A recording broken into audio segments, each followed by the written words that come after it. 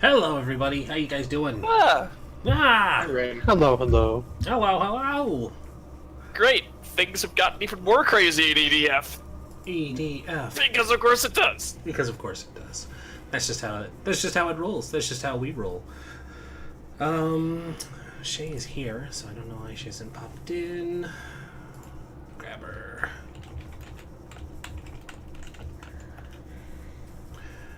And she's missing Xanathar's guide, so I can also send that to her. But why she wants it right now, I don't know. Boop.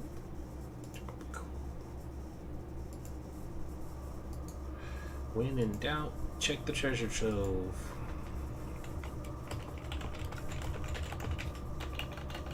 So, how is everybody doing? For real, though. For real though, I'm great. Yep, good. Marv, how you doing? Okay. Just okay? Just okay. All right. Frost, how you doing? Doing pretty good. Pretty good? Good, good. Hey, Ren, are you finally listening? Yeah? Smell. Okay, thanks. No problem. Yeah. Good way to start the stream there. Hey, they do it on Critical Role. That's fair. Yeah, alright. Be right back. What's up, Rez? Not much. Not much. I keep hearing Doom, and I just want to stop in and say I hope everyone makes. I'm sure stuff will happen. Yeah. I just wanted to let you know we're all counting on you. Yeah, Exactly. I was gonna make that joke, but I held back. And my name's not Shirley. You sure? Anyway, you guys have a fun game. Yep. I don't know where she went. She was totally... Shay? Yeah, she was totally here, like at 5 and talking to me about the stuff that I prompted all of you about. And then she whispered me like 2 minutes ago going, I don't have Xanathar's guide. And it's like, okay, hold on. And now she's not here. Hopefully... Did you get my... I got everybody's, yeah. I know you got mine. I got everybody's, so I had some good stuff to work with here. Also, thanks to Morph, hashtag next character. What? I linked Rin the picture of the necromancer you sent me. Oh. Did you? Did I It's miss right something? above the memories. Oh, the the little, yeah, okay. Hashtag next character. For some reason, I thought it had to do with the bread snake. No. No, The not the bread bread snake. Not the bread snake. No, that's silly. Pocket snake! Yeah. Artist. Pocket steak. So if you guys haven't checked it out yet, I know a couple of you are over there, but got a new overlay for the chat. Ooh, look at it, it's so fancy. Yeah. Also, So I want to make sure that the test for Twitch chat. Let's see if Oh? There she is, late as usual. Wow. Kidding. Did she make it, Shay? Yeah, I'm here. Okay, great. I'd wondered where you wandered off. It was like, why is she not? And Sorry, my mistake. And Frost, I'm testing it to see if the chat box shows up with the overlay, but it looks like it's not. It's the spooky music. Oh yeah, it's spooky music. All right, so we're running a little behind now, but we'll jump right in. So first thing, bless you. First things first, Sorry. let's go through the introductions. As always, I am RindisPWG, the host and creator of Forest for the Trees. Hi, I'm Corey. I play Sky, the happy-go-lucky, yet highly intelligent halfling barbarian. I'm Morph, the Steezy player, with Tola, the Turtle Sorcerer. Why are you sneezy? I don't know, I just sneeze. He's a sneezy boy. Next up, I am Shay. I am playing Lady Elven Bar. And I'm Frost. I'm playing Lord Braden the Ranger. there we go. I was about to correct you on that. I was like, Lord Braden. Can't forget that. Yeah, so last we left our heroes, you had all traveled with the Knights of the Ebon Hand to explore some elven ruins. When you all arrived at the demilitarized zone section of that was the Elven City, you guys did not discover a name for the city, just knowing that it was lost to the records of time. With Lee and Tula's information and knowing of the Saint Fate Empire, you guys were able to quickly figure out that the shrines were dedicated to Coralon and Aranche. Probably butchered that name again. It's all right. You're the DM. No. You're allowed. Arashni. Or not Aranshne, it's Aranshni, who were the chief deity of the elven wild gods and his consort. And then you further figured out that the city and the temple itself were dedicated to the unnamed elven queen that fancied herself also the pair of deities consort. And when you guys found a secret entrance that led into a temple complex, you discovered that you guys weren't the only ones inhabiting this space. You guys met a nice water nymph, and you quickly gave her a name. I named her. Yep, and we named her, and what did you all name her? Turns and looks at Shay. Vanima. Vanima. And she was named Vanina, and quickly took a shine to the group, especially Lord Weatherfree. As well as Lee, because they're both charming and wonderful. Further exploration slowly unlocked the mystery and the name of the matron that inhabited this temple, and doing a little bit of doubling back on some bookkeeping information here. Shay, in particular, you had expressed some interest in a section of ruins that had some lyrics to some music, and so just for your sake, I'm gonna link this. I'm going to assume that you guys had spent the time to actually go look at it, because we were a little rushed and I didn't have it ready, but I'm gonna go ahead and link that for you. Just because you took particular interest in it. Totally gonna make this part of my repertoire. I don't know. Nope, sorry. And then there was, I think there was a little more information. I just kind of went back and updated some stuff, so here's a link out of the information you guys grabbed on the Raven Queen with those rocking high investigation and rolls later on towards the end of the evening. So you guys were able to piece together a lot of the history of what happened. So there's that linked for you. And then Ghost Dogs. Ghost dogs. No. Yeah, just in time. I love them without a fail. Aren't dogs just the best? They are. They're just barking because it sounds like my dad's home. So there was that. You guys have not looked into that information yet. We didn't have time. You didn't have time. There was a little bit more, and I think.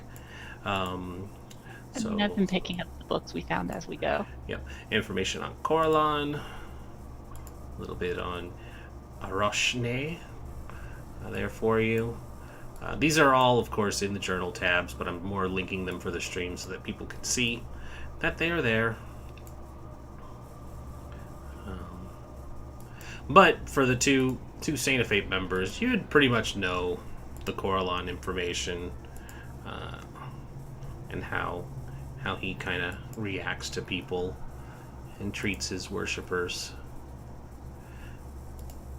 All right, and then after you guys had gone through and done a fair bit of research, you met a raven, and the raven seemed to have taken an interest in you guys, and with a little more looking around, you finally uncovered all the information that was linked about the Raven Queen before Tressia had reconvened with the group. And as the session ended last week, you guys were also greeted by 4 new guests. A trio of tall, very pale, dark-haired looking male individuals that were in front of a female of the same kind of image, very pale, elven, dark hair. They all have very purple looking eyes, and at first glance they look very sinister, given that out of character they look like they're Hot Topic rejects. It's all leather and there's spikes and piercings, and They look like they walked out of a Vampire the Masquerade LARP. Yep, they walked out of a Vampire the That's nailed it. And it's like, but you know, it would be what fantasy goth would look like, and this is it. They're very they regard the group of you with surprise as well as they step through this portal. And the 3 men are each have weapons at their sides, and they immediately go for them. But the woman holds her hand up and says, "No, wait. If they're here, then that means there's a reason." And then there's the caw of the raven that had perched nearby, and the female. I'm getting an echo off of you, Shay. Sorry. It's okay. The female of the elves kind of pauses and looks at you all for a moment with regard, and she says, "A sign. Very curious." Yep, Pickles can vouch for us. I'm sorry. Sky turns to Lee, back to them, to the Knight Commander, to Lee. Well, at least it's nice to know that people can come from the death portal. Hopefully they're not also, I don't know, I'm getting over here. Hi, Knight Commander! As you approach Tressie, you see her kind of reach for her weapon too, and she looks at them and she's like, "What's the meaning of this? Who are you people, and why have you come here?" You're not calling shit, I'm over here. Yeah, he is well out of reach, unfortunately. You are servants of the Lost God. Lost? Whatever you mean. The Raven Queen is exactly where she wishes to be. But lost to this world?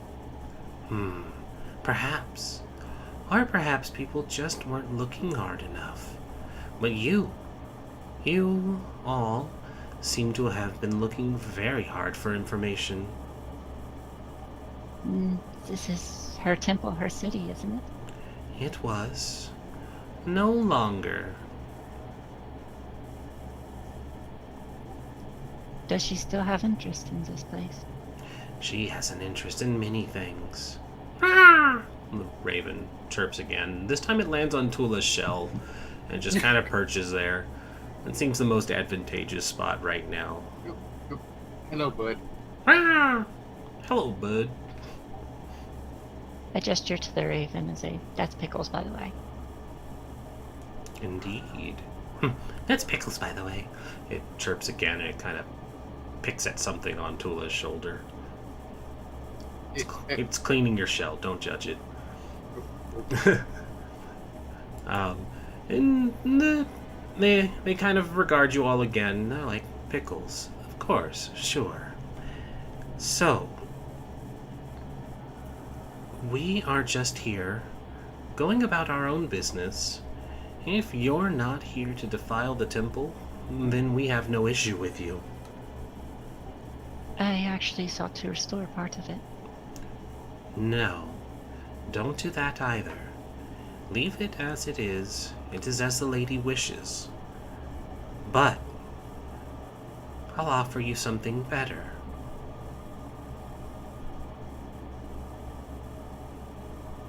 Sky is going to do a stealth check as he's going to try and whisper to the Knight Commander. Okay. He rolled a 20. And he's going to whisper, I don't know what's going on, but we found a portal to, like, a plane of death and stuff. Okay, none of them matched it. So, you're good. She kind of looks and she's like, I'm not getting the feeling that this is a portal to somewhere about death.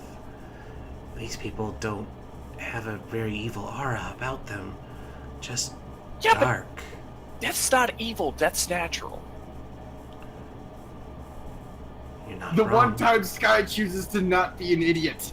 Sky's never an idiot! she considers that and she's like, you're not wrong. And as the two of them are talking, the woman speaks up again and she says, I'll offer you an opportunity. If you all leave this temple alone, let its secrets lie where it belongs. We'll show you something far more fascinating. And what might that be? The Raven Queen herself. And they kind of start filing away from the portal. What exactly do you mean by leave alone? Whatever business you're doing here, stop tampering with the temple. It's as the Raven Queen wishes it to be. But of course, you could ask her permission yourself. If you want to take us up on the offer, she might change her mind.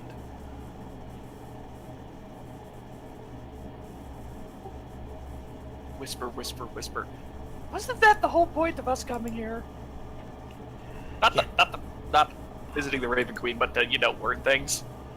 We're here to examine the ruins, yes, but we're also being given a very unique opportunity, and we're not here to get into conflict with anyone. It's your show, lady. I'll look to the others and see if they voice any opinion.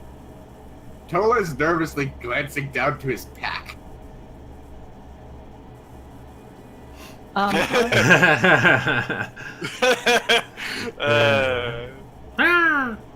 It Brain's caws gonna again. Brain's gonna slowly work his way over to like wave out so they don't think he's trying to sneak attack them. Yep. And this one over here, he definitely regards you, and he raises a eyebrow and kind of reaches for a jagged-looking dagger at his hip, but he makes no effort to draw it yet. Just more that it's, hey, I'm aware of you, and you're aware of me. Question. Don't try anything. Sky says out loud. Yes. If we take you up on your offer, we're allowed to come back, right? That's not for me to decide. I'll start approaching the stairs. You see, now that's And where Sky's Toby's like, gonna be wait a right minute. Toby's gonna be right on my heels. Mhm. Braden looks at him and goes, "What? There are people here trying to learn about the place. You're not gonna like kill them, are you?" She kind of pauses and considers Braden's words. She seems to be looking in Tola's direction, watching the Raven as Pickles kind of hops about on his back or his shell. It just kind of I that am very. I can send the bird. one person at a time. Lee, go first. He can incite the bird first. Incite the bird. 10. The bird's definitely just kind of hopping about on your shoulder. It's making an awful lot of noise, though. It doesn't seem to want something. Nothing more than what you guess ravens would want. It's like, I'm already very suspicious, so I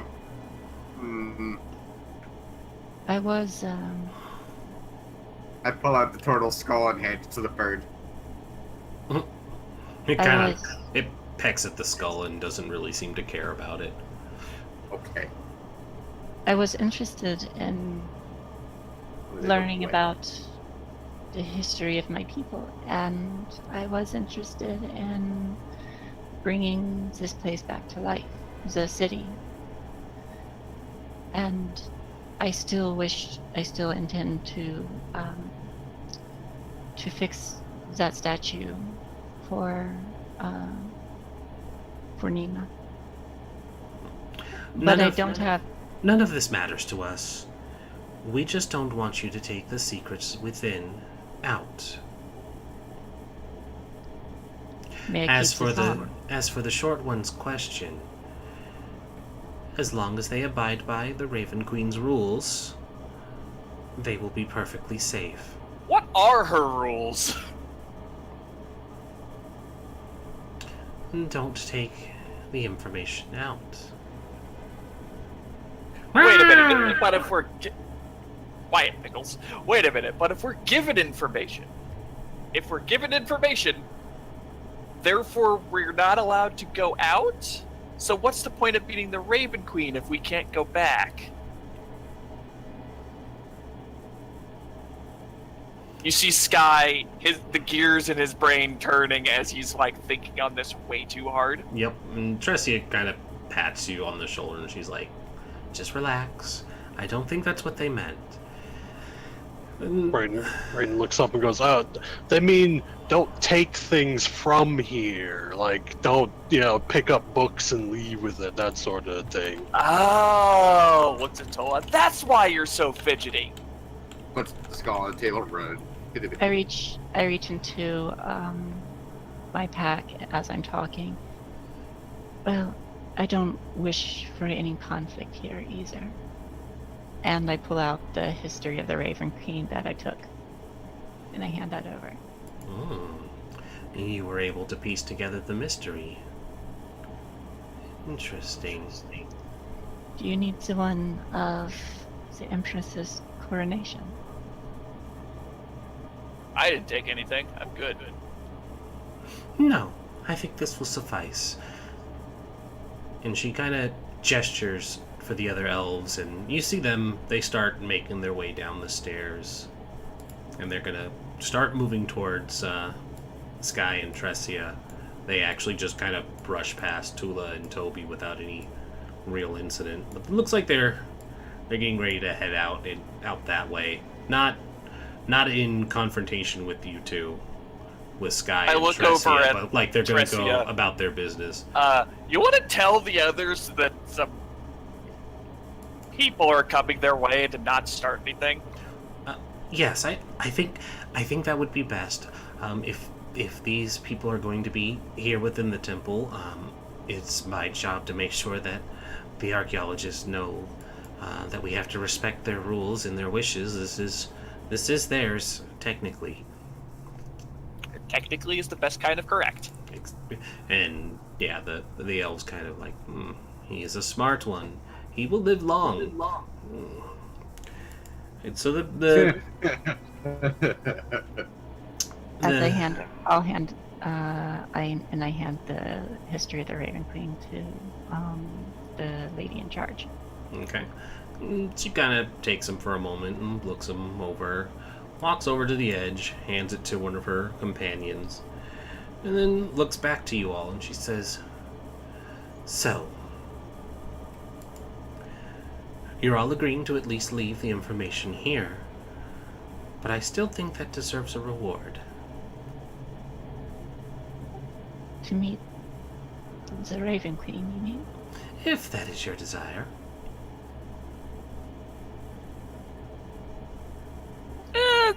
That's not my desire, Sky says, speaking up.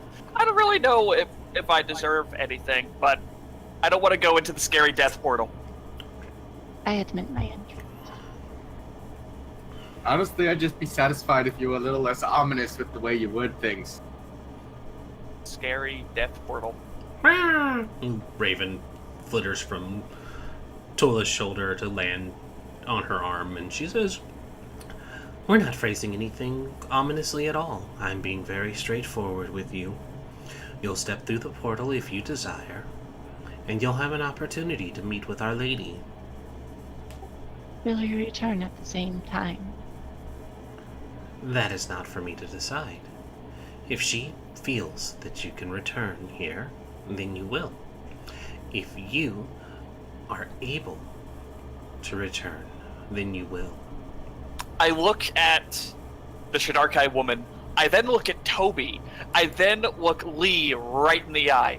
Platter magic is weird. Out of character, basically saying, she's telling the truth. She's telling the truth. The minute we step through this portal, weird shit will happen.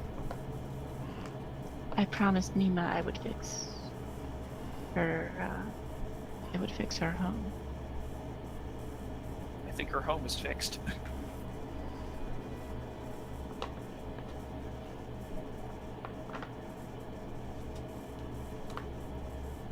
I wish to return at the same time.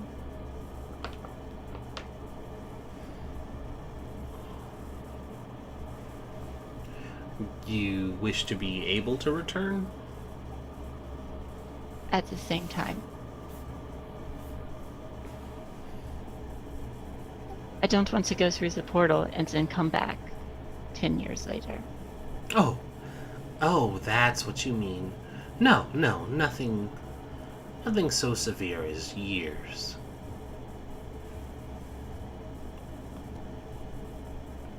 So I looked at days, everyone else. months. Yes. Got it. We will be gone that long? As long as the lady desires. Can it only be like minutes? That is not for me to decide. See, I know you're trying to not be ominous, but you're being very ominous. I would like to. Do I believe her? I don't Do know. I Do do I you? believe that I can? You absolutely believe her. You are absolutely convinced that whatever she's selling, you're buying. Braden also is convinced. I don't need to roll an insight check, just because Sky is like, there's evidence before me, looks at Toby, that planner magic is weird.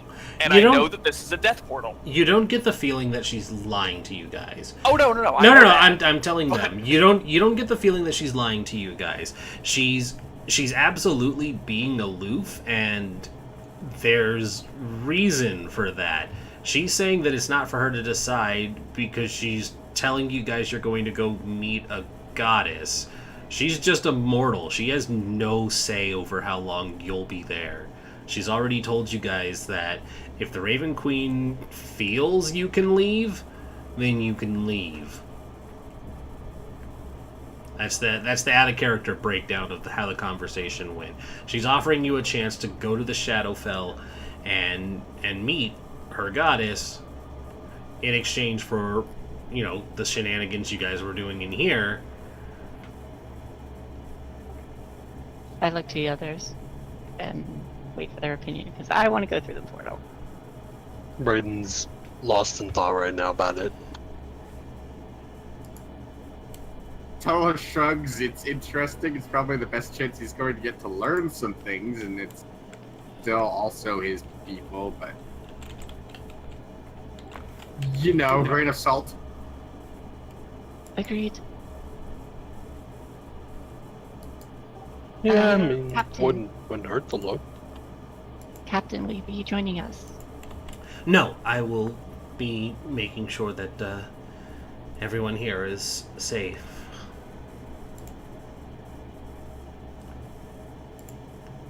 I don't want to step through the creepy death portal. But if everyone else is going through the creepy death portal, I better come with them in case they die.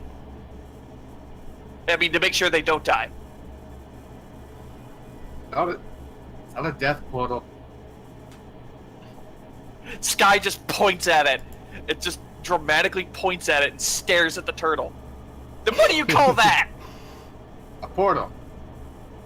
He motions to the Shinnarkai. Do they look dead to you? Halfway there. Only on the inside. Right? Shouldn't Wait. have asked when I couldn't put my claw over your mouth. Get over here. And I grumble. They have a playlist just for that question. Don't offend the hot topic elves. I point to those two chests behind the portal. Are those not to be touched? Purely decorative. Purely decorative. I toss a pebble at one to make sure it's not a mimic. It bounces off the wood. Okay. She's had some experiences. Mm-hmm. Oh, I guess we're not getting any younger, so I mean, tally ho. I stay young for my life, but And I suppose Tola through the portal. I follow. Tola Raiden follows. books it before Sky can protest, and he's Sky is the last one through the damn portal. Tola pulls a Toby, just runs right through the portal. He gave him so much shit about that before. It was more one small step for Turtle, one giant leap for Turtle kind. Sky, I said Sky's last. but you haven't moved yet. Oh, he's going in. Does Pickles follow us? No. No, he was with his mistress. Big. I don't know what she actually is to the Raven. T. Hee. Okay. As you all step through the portal,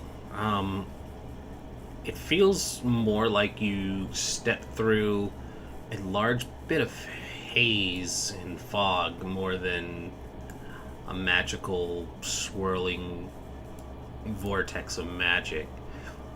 You're no longer inside the temple when you cross to the other side. Instead, you're in a rickety, rundown building. All light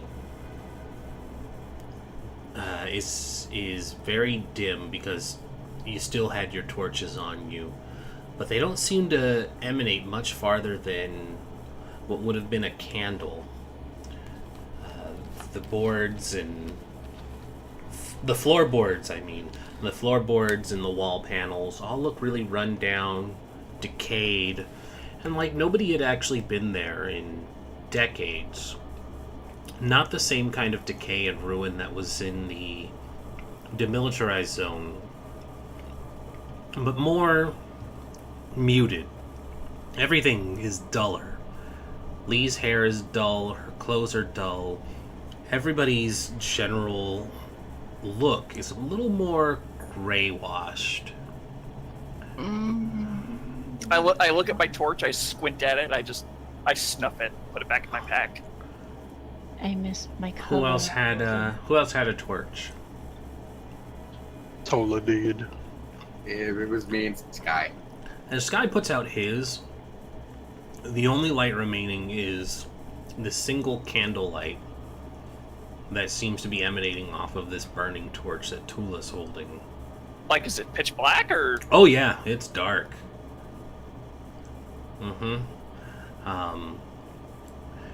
It's very dark, and the room is. I mean, that's just not helping. Nope. And it's like, yeah, you put it out, and you realize that the darkness encroaches a little bit more. Outside, you hear just a very light pattering of rain, and there's a window, but it's boarded up.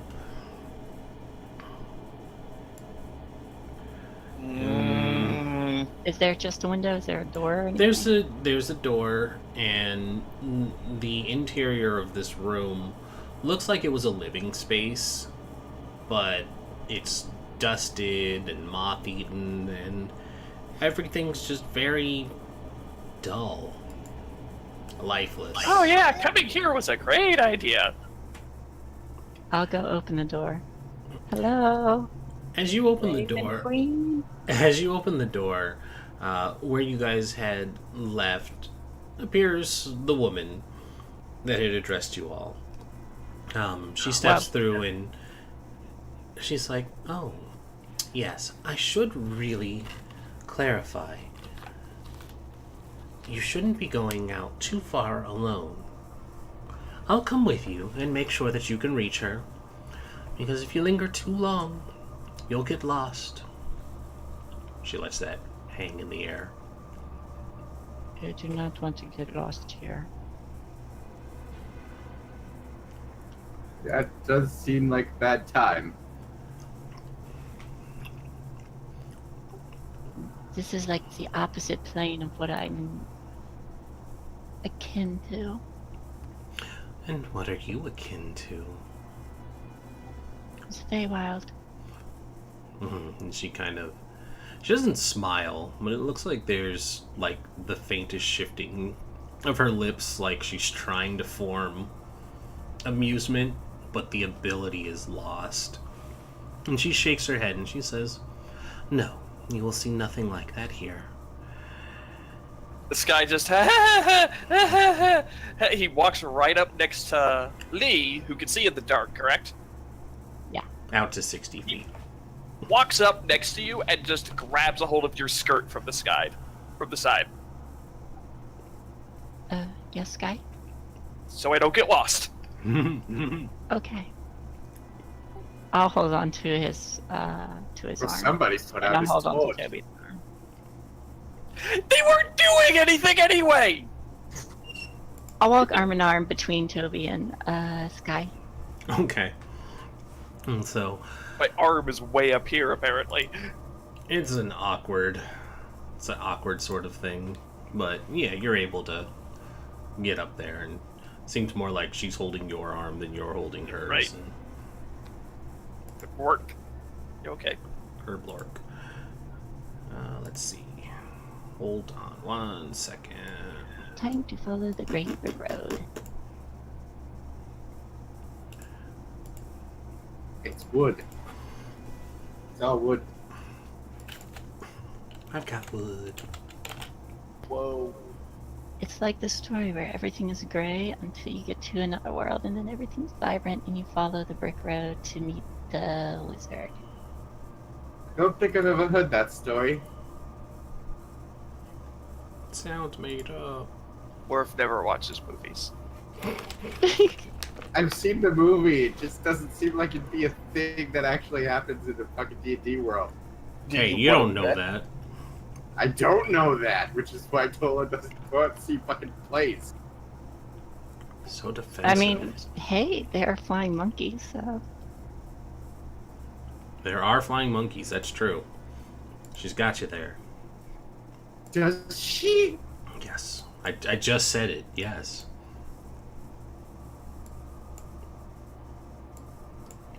One second. No, that's not gonna work. Yes.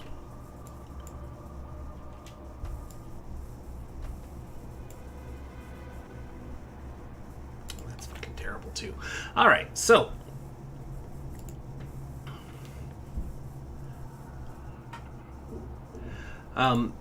you guys, you heading out?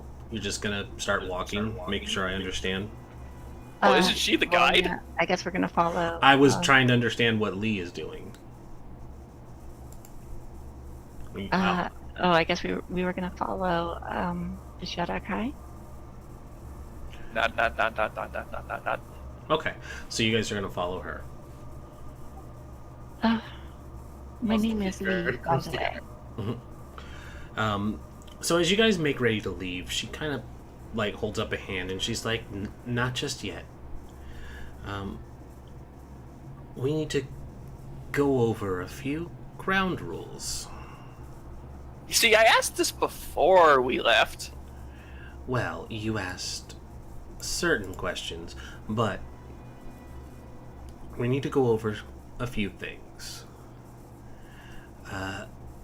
We are in the Shadowfell, as many of you suspected, and because of that, This is a reflection of your own world. A darker reflection, as you can tell. And because of that, many would view our existence as cursed. And those from your realm who come here will start to deteriorate over time. We call it the Evergloom. It's just an effect that happens here in the Shadowfell. The shadows encroach on your very soul. But there are ways to prevent it.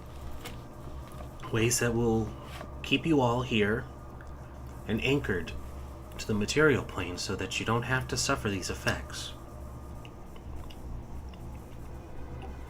That would be appreciated. Yes. Very, very helpful. Now, Told you this thing was the death portal led to death. not death. Lamp. Not death. So, what I need to clarify with all of you, and she moves over to the window and she moves one of the boards to the side, and you can see outside. It's not dark as it is inside because there's no light, but there's a constant dusky gloom, like it's very late evening on a rainy day. But you see that there's a small village built around this house that you've ended up on, and it looks like it's been built into a series of dense cities that were smushed together into blocks and districts, and it's just a hodgepodge of uneven construction and moldy gray. This is just Dark Souls. It's- That's all this is. It's a Dark Souls city, absolutely. The splotches of lichen and moss hang on everything. There's tall tenements of rotten wood and peeling paint. There's no light coming from any of the windows. It looks very abandoned. On the streets, you might see a hooded figure walking, but otherwise it's very quiet on the cobblestone, but there's just trash and garbage everywhere. It's a very, very dismal reflection of an elven city, something that Lee and Tula recognize immediately. As she continues, she says, there are certain things here that will be taken from you first. And it's very important that you hold on to these. Your memories are important here. Not just to yourself, but to everyone else. And to the Raven Queen. And if you lose track of those, you'll lose yourself as well. And then she pauses, because there's a sound of scratching that's coming from the boards of the window.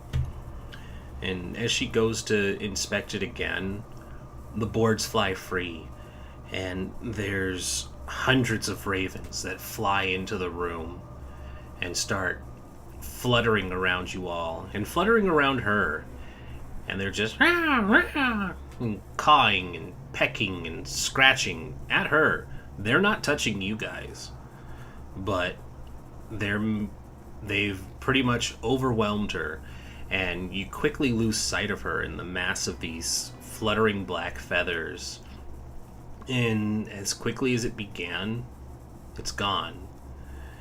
And out the window, the rush of wind, and an explosion of feathers, and the Shadarkai woman is gone. Shit. Is the portal still here? No. Shit. Well, I turn and look at the rest of my party. Oh yeah, no, let's go through the fucking death portal. This will be great. Wonderful. Thanks, guys. It's fun times. how are you talking through the clamped claw? Force your claw off. You can't. You don't have the strength to stop me. Bitch. Do I see where the ravens are flying to?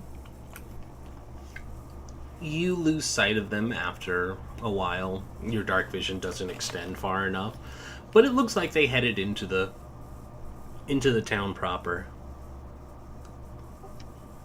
Screw it. Let's head towards buildings. It's our best bet. Yep. All right, let's And go. get out of this creepy Anything old house. Anything else in the build or the room before you all head out? I guess I'll take a look around. Okay. It's like, I don't want to look. This guy doesn't want to look around. He just has I don't wanna- very. Fucking damn I it! don't want to touch anything. Yeah, you're really distracted by the cluster of feathers that are kind of fluttering their way down to the floor, and you can't really focus on the fact that it's like, oh god, did they just eat her? Where did she go? Totalize. Activate. Brayden, you're looking around, and as Lee and Sky are kind of both flipping out about the situation for different reasons, you start to notice that the feathers kind of landed in a pattern, and they start making out words on the ground. They quickly spell out some information. And it says... Is it in Elven? No. It's in readable.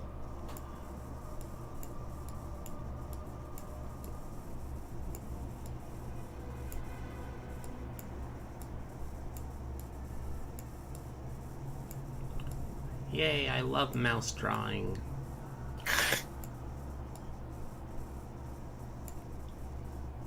Broken tree.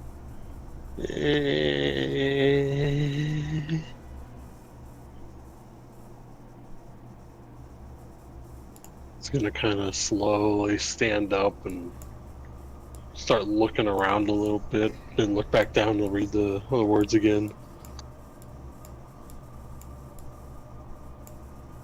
This guy's standing by the door, tapping his foot. Tappity tap, tappity tap, tappity tap. Markella? What's a Markella?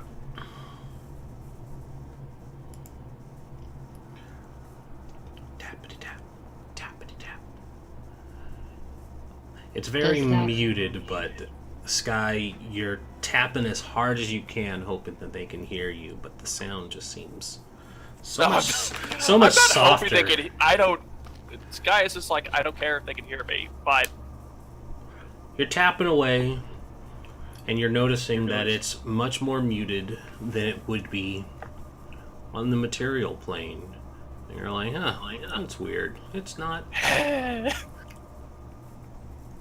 What do you mean? What is Markella?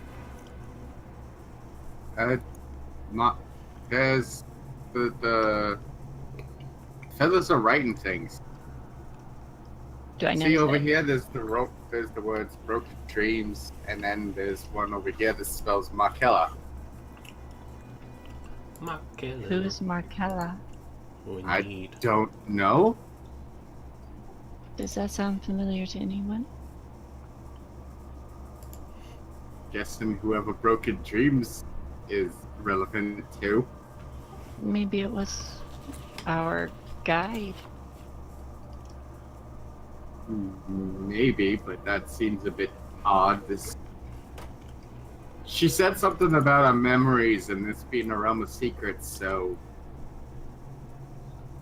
I don't know. Anyone else's guess is as good as mine. I'll kneel down and I'll pick up a single feather. Okay. You now have a single black raven feather. Let us, let's find a way out of here. Yeah. And Toro raises the torch above his head to try and get as much light picked out. It still just illuminates out. As far as a candle. You're gonna have to be our guide on this, Lee. You got the best eyes for this. At least until we're outside. I can see outside. It's just, gray. I guess I'm leading everyone outside and trying to find out where those ravens went to. And so, you find out that you're on the 3rd floor of a rickety old building, and once you step out of the door, it opens into a hallway, and it's like what it looked like outside. Very trash-strewn, refuse everywhere. And there's several other doors and a staircase that leads down. It would take you down to the ground floor. With the desire to get out of the building right away, you guys head for the stairs, and it creaks. Surprisingly loud for this otherwise very muted area. I turn And- as Sky's going down the stairs. Tola, Yeah. why don't you wait until the rest of us are down? I'm afraid I worry that the stairs might give way under your weight if we're all together. Oh, shit, You're it's not actually wrong, fat. but you're rude. Rude. Sky looks at you like, the hell? I'm just walking down the I stairs. said you're You guys not follow me? wrong. Yeah, but it's not rude. Your shell is like 10 of me. Rude. I'm at the bottom of the stairs with Yeah. Toby. Lee guy and, just Lee, rolls and his eyes. Lee and Toby make their way down. And come down. Every so often the boards creak, but it seems like it's surprisingly stable for how Loud. No, not even loud. How disorganized the carpentry is. Some steps are longer than others. Some are not as thick, so you have to take more careful steps to get down some, where some extend out into the open air of the walkway, and before long you reach the bottom, and it's like, how the hell does that thing hold up? It looks like if Tim Burton was allowed to be a carpenter, he would have made these stairs, and they're just Okay, so all the architecture from it's an Nightmare Before Christmas. it's an uneven mess, and it looks like it's so beyond code that the OSHA advisor would have committed suicide looking at it. But once you reach the bottom, you find that there's another door, and it opens up into the street.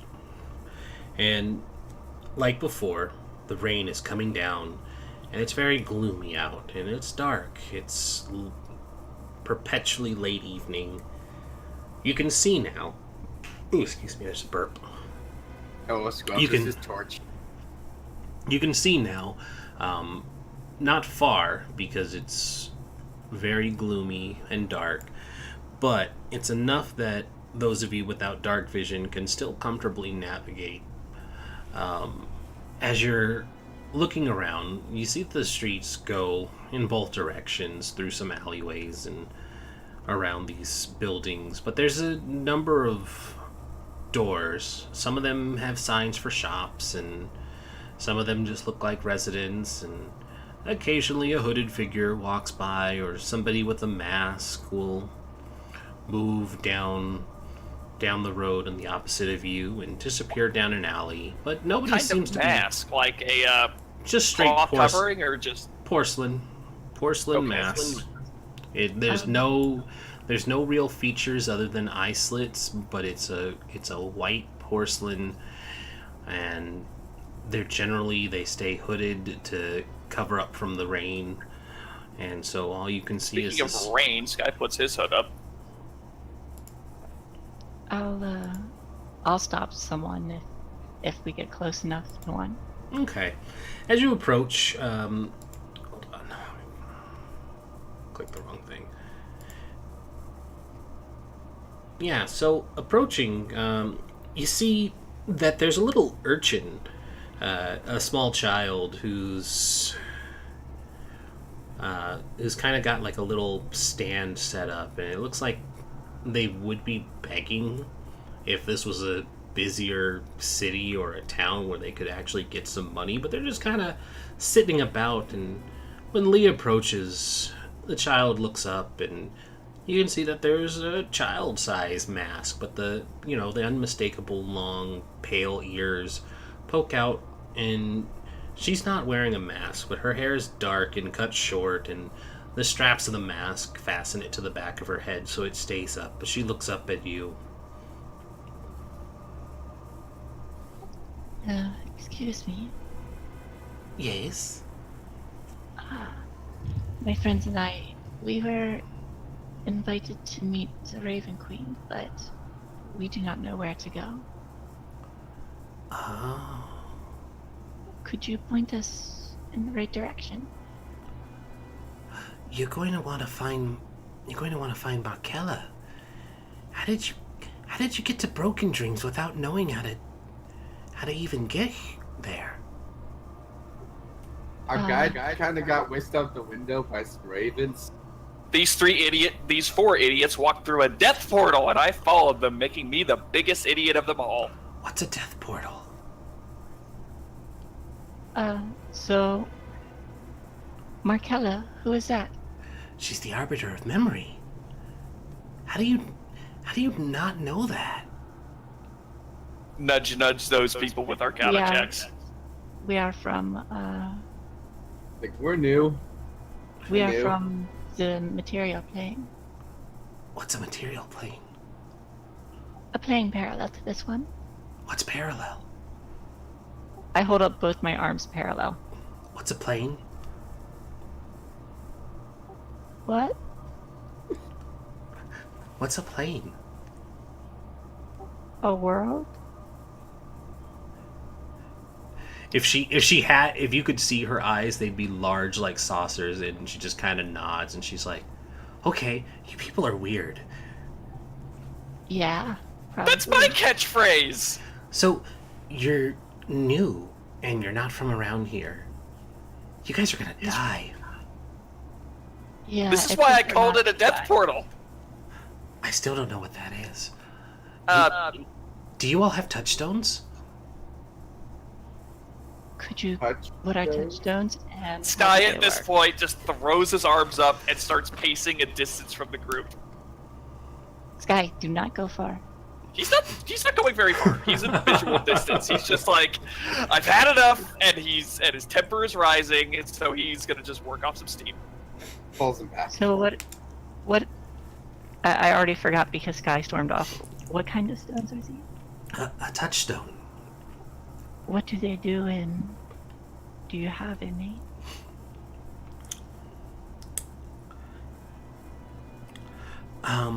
Well, I can definitely help you out with that. Yeah, touchstones are for staving off the Evergloom. They protect your memories. You gotta have something really important to you. Do you have something really important to you? I have many things, many that are important. It's gotta be really important to you. Sky holds up his axes. These are really important to me. Since some turtle dragged me back. I'm a little confused. It's important for holding on to your memories. Do you have something of sentimental value? Ah. Yes. Well, and she holds out her hands. Why would I give these to you? You asked for my help. Hang on. Ooh, Incite the child. 18. Lee did ask for the child's help, so she's not lying to you. I know, but this seems very fishy. It I might be mean- weird if I hand over my sentimental thing. I mean,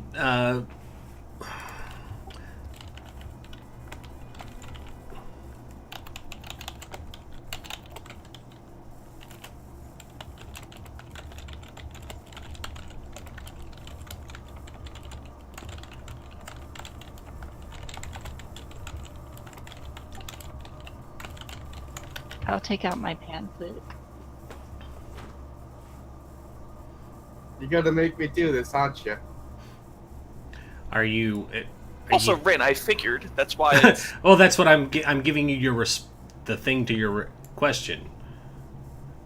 You're absolutely getting that response. That's what you're sensing.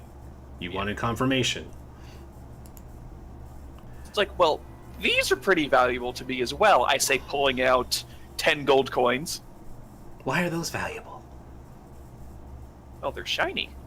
Okay. And generally, where we come from, we can buy things. We can buy things with these, like food and clothes and comfort. And that's important to you?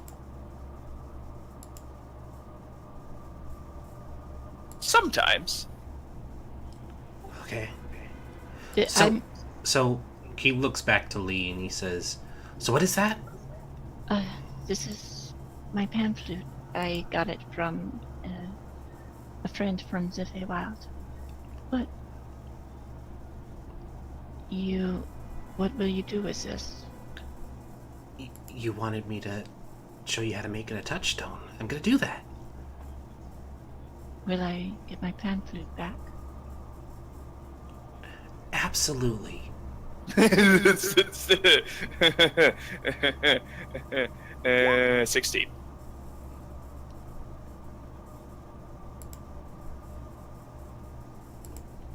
This is me actually seeing if he's lying. Yeah.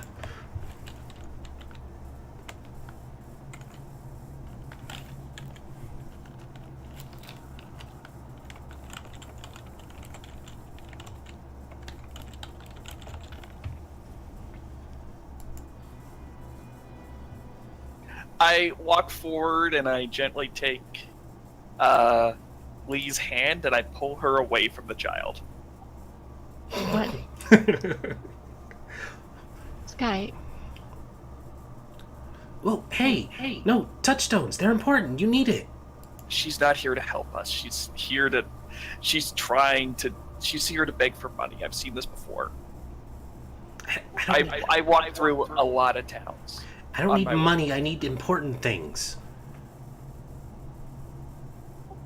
why do you need important things? Everybody needs memories. And she wants her own. You have no memories. Everyone has memories, but this place takes them. If you don't have enough, you'll fade out. She's trying to steal our memories. So, If you could see her face, she'd probably look flustered, but it's still just that emotionless eye slits of the Porcelain mask. porcelain. And she's like, no, I'm not going to steal yours. so if you need memory, then why don't you leave this place? Why would I do that? You sound like you are afraid of fading out. Everyone's afraid of fading out. So why do you not leave? Why would I do I whisper to Lee. That's like asking someone why they get up every morning. I whisper to Lee, I don't think she remembers that leaving is even a possibility. How much I wish I had modified memory right now. that? I think you see them get flustered by the question, because you're basically telling a 5-year-old why don't they just find a new life, and they're like, what? Why would I do that? But after a moment, they hold up a bracelet on their wrist, and it's woven from dark looking hair, and they're like, look, and they gesture to it and they hold it out towards you. Touchstones. This whole reminds me of my connection to my sister. It keeps me anchored here, and if you guys don't have stuff like this, you're gonna start losing yourselves. And Sky smirks and holds up his axes. I think I'm good. I would like to play a little tune on my pan flute, and I would like to use my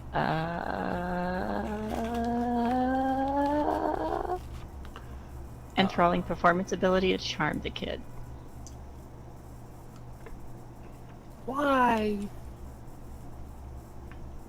I mean, go for it. It's a wisdom save. Is it a charm effect? Yes it is. It's an elf. Yeah, so they have advantage. Right, they're only immune to sleep.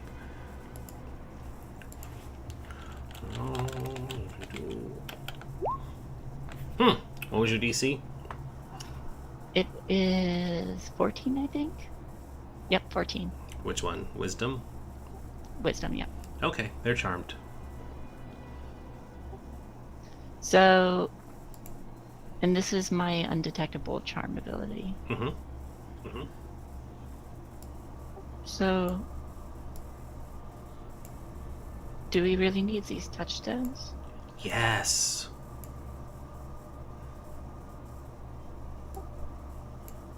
Are you trying to take things from us? I can't take it if you give it willingly. But you had no intention of returning it. That was their game. No.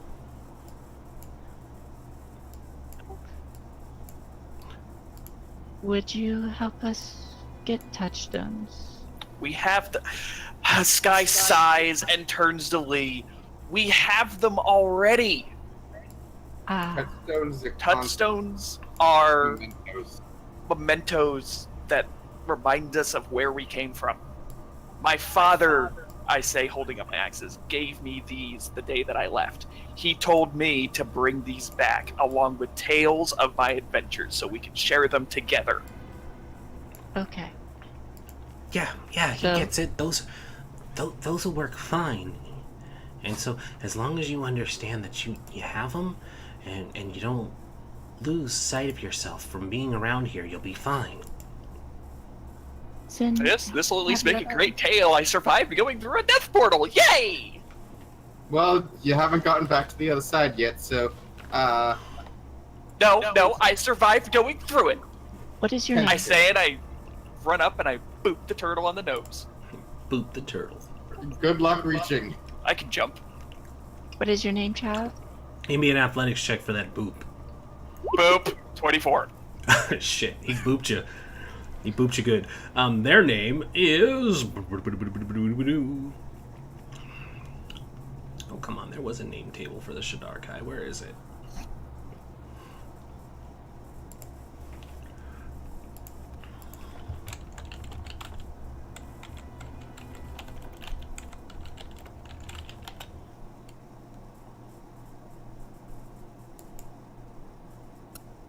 Click, click, click, click.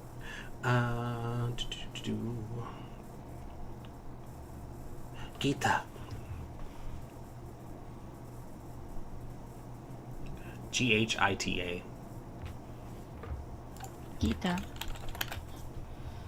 Gita. Well, Gita, if you could leave this realm and travel and explore another, would you even want to? No. What? No, I love the Raven Queen, and I love my sister. I wouldn't leave. That's very pleasing to hear. And I'm going to take out a coin and I'm going to scratch "thank you" on it, and then I'm going to hand it to him. And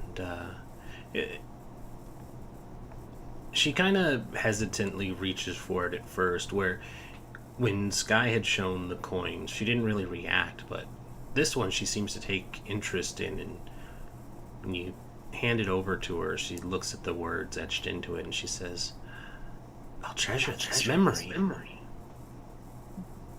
Remember when you met some very strange people? Some very strange people who are going to die. Can you help us Tentative. leave that door? Can you point us in the right direction and help us not to die? Yeah, absolutely. You're gonna want to go. You're gonna want to go through Broken Dreams, and you're gonna end up You'll pass through a couple of places. I got a feeling you're not just gonna be able to walk into the Court of Empty Desires. You'll have to go through a couple of tests. And Well, those are great names. And I say this because that's just how it is for all the newcomers who come through here. And as you guys are hearing her talk, you can see that there's actually a couple ravens. There's like one perched on a lamppost. There's another on a fence nearby, and there's one porch directly overhead of her. But you're not seeing any other kind of birds or animals for that matter right now. But a number of ravens are sitting there watching you guys, and she's like, yeah, most people have to go through a couple of trials if they want to get through. The way you're gonna want to go, at least I can get you to the first step. You're gonna want to head for the Court of Empty Desires. Like I said, it's just that way. Head west down the road, and if you guys can make it through there, you'll be able to find Markella. What kind of person is Markella? The best way to describe her is our leader. She speaks for the Raven Queen down here, and she holds all of the tributes. What are the tributes? The offerings of memories to the Raven Queen. Are these memories stripped from the people who go? No, of course not. That's silly. They're given freely. But when these memories are given, do they remember their memories? How would you remember giving a memory freely if the memory is taken to begin with? Sky once again looks way too deep in thought. I am asking, when these memories are given, do the people who give them retain their memory? Well, if you give something away, do you still hold on to it? You do if it's a secret? Or an oath?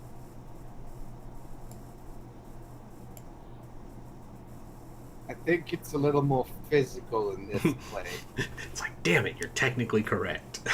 Like, you're technically correct, but the way it works here is different. Yeah, it's like, no, it doesn't work that way here. Shut up. Stop being right.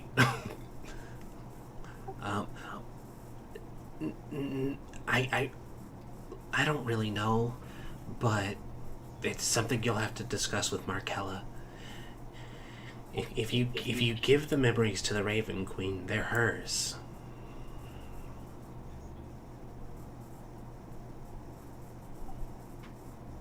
Okay.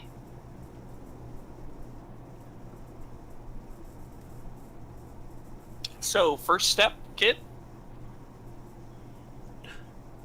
Head down that road, and she points to the west again. Thank you. You'll find your way, I'm sure of it. You're not a bunch of idiots like the last group who came through. Not a bunch of idiots, but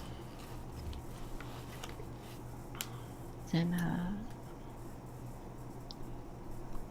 treasure your memory. It's like, so, Fencing. haven't seen anyone new recently, huh, kid? Wink. Roll eyes, keep going. First person I saw from a new place. This is magical as all hell. Yeah, right. Mm-hmm. Thank you, Gita. Goodbye. yeah, thanks for trying to scam us. Didn't try and scam you. She was waiting for you to give it freely. Mm-hmm. It's still a scam. It is not. I turned back to Lord Brayden, and I had a Sky with a big fucking grin just says, "Oh man, I guess you're really, really happy you held on to all them elf ears and whatever else, and scalps, huh? I got all my memories right here." Braden just really looks nervous after hearing about all like the memories and stuff, man. And he's just like, Brayden, yeah. Brayden, you're acutely aware of your elf ears and your memories of elves, Fuck, as it's mentioned. You guys begin walking. You're walking for... You guys have been in the Shadowfell for probably about 20 minutes when you finish talking to the girl. And you start walking, and it's a little after an hour now. You've been... Oh, I turned... I'm sorry to interrupt the DM. I turned to the rest of my party. What are your sentimental items? So I know what to look for in case you lose it. You'll know if I lose mine. Okay. That's not actually, telling me anything, though. Actually, that's a good point. Since you guys know what these touchstones are now, basically the way this is going to work, and then once the hour shows up, decide on a thing that'll be your touchstone, and basically you're going to connect it. We're going to play this as your memories, but you're going to connect it to one of your bonds, your personality traits, ideals, bonds, or flaws. So decide on what sentimental thing and what it's connected to. Like Braden, for instance, can tie his elf ears to his...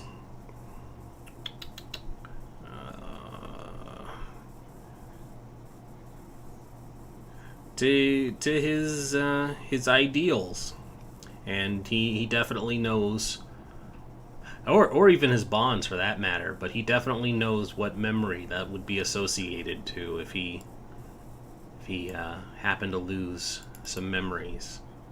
So examples. So yeah, just think about what it is and what the thing will be connected to. I can't do my flaws because that's Just one thing. It doesn't have to be, but you have to be creative about how it's connected. It doesn't have to be word for word. So I can't, as I was saying, I can't do my flaw because my flaw is what makes this character really fun for me. And to lose that, I'd be like, well, now what do I do? So, well, you're not getting a choice in what you're losing. I'm just saying, pick the thing. I thought you linked the stone to something. Yeah, and that's going to be your anchor point, but it's not going to... If you fail at this thing about your memories, that may not necessarily be what's lost. It's just a focal point. Oh, well, for Sky, his focal point is his family and what he and It'd be his life goal. His axe is linked to his dad and stuff. Yep. So, yeah. And technically it's axes, but I'm not sure if you want to play it that way. I mean, if you want to lose both of them if something really bad happens. Yeah, both of them. Okay. He has more weapons. He can survive.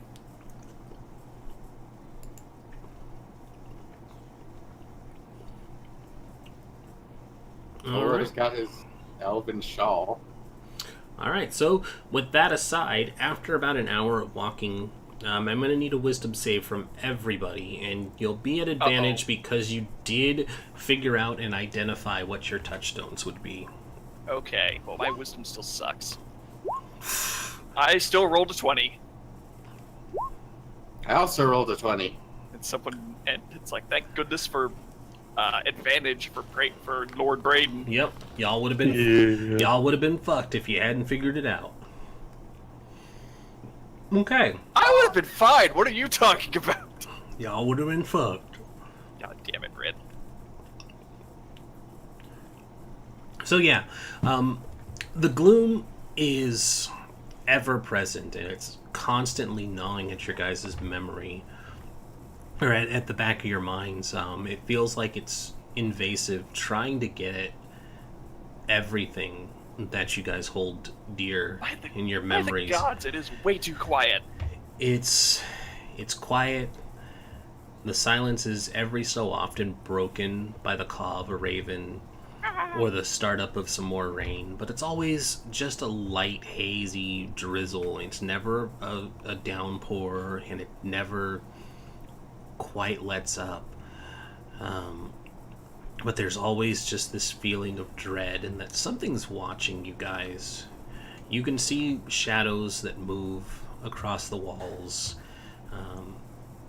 that exist because of the sparsely spaced lampposts that give off the same very dim and not at all too illuminating light, like with Tula's torch.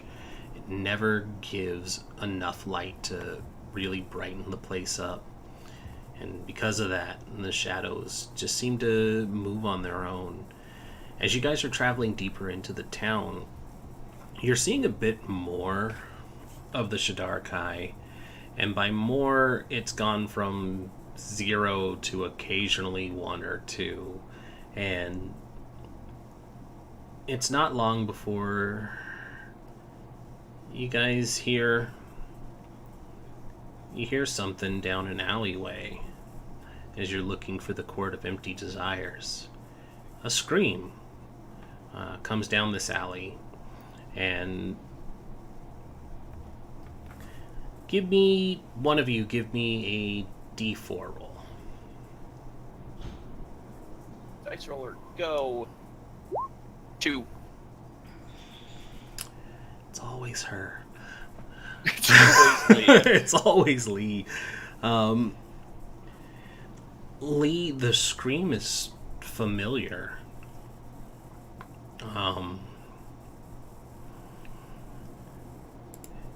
It's a feminine scream, and more importantly, when the scream is made, it echoes down the alley. Azalea, help! Where are you?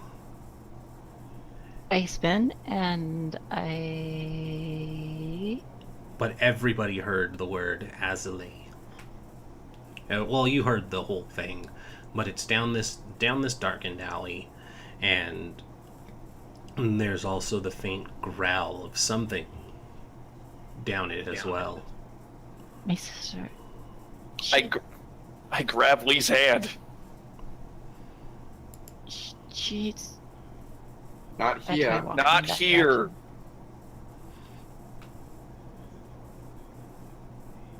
So they've grabbed. I cast fairy fire in the into the dark alleyway Okay. where I heard the scream. You fire down the fairy fire, and it fills from where you're standing in about 20 feet deep, but it doesn't fill the entire way. But as it does, this teal, I'm assuming? Yeah. This teal fire illuminates the alleyway. And you see that it startles somebody. A Shadar-kai male, his head is shaved, completely bald, but he jumps up and he lands on the lid of a dumpster as the fire passes by, and he's like, "Whoa!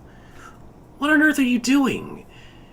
And it continues to illuminate, but further down you see that there's a pair of large, shadowy dogs that seem to be encroaching quickly on somebody that looks like a female elf. But you see a pair of these coming in close. But the more importantly, the Shadar-kai male is watching. He was startled by you, but it's like between him, shouting his annoyance at you and turning back to watch as these two dogs creep in close. And they're big, mastiff-sized creatures. So they look big, they look burly, and they look hungry. I'm casting.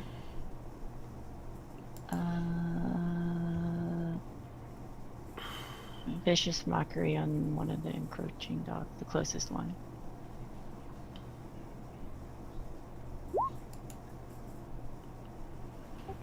Down, mutt.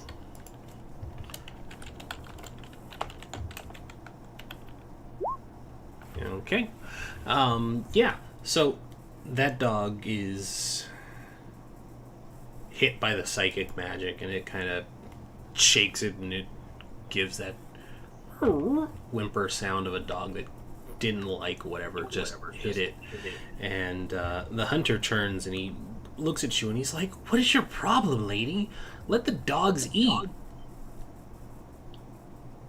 That's my sister. That is not your sister. Look, This girl wandered in here, and they need to eat. If they don't eat her, they're going to find somebody else to eat. That being said, I'm not going to stand here and watch. It's like, that being said, it's obviously not your sister, but you shouldn't let another person be eaten by shadow dogs. Sky crosses his arms and nods. You shouldn't let anybody be eaten, even if it's not your sister. Exactly. I would like to make a. I don't know if this. I want to find out if like it's an illusion or something. Make a perception check for me. Fucking hell.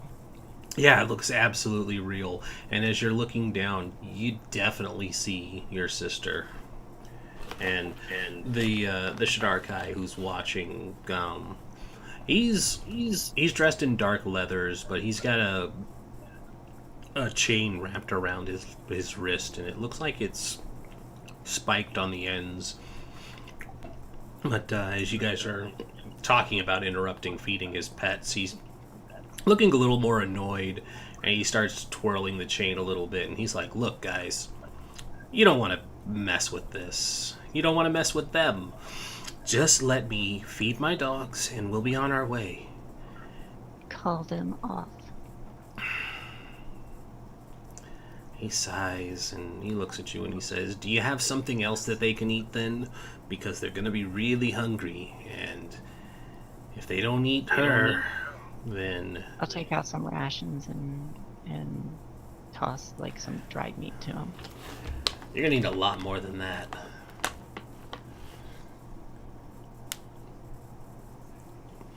If only Braden had gone hunting or something. They can have a snack for now. Make a, or Sky, what did you want to say first? Sky was going to pull his weapons out and do an intimidation check saying, "Look, how about this? Either you can take the dogs and leave and go find another snack, or you won't have dogs." Should I make a persuasion as well? Yeah, both of you. Go ahead, and I won't have... 22. Okay, cool. Let me double check something real quick.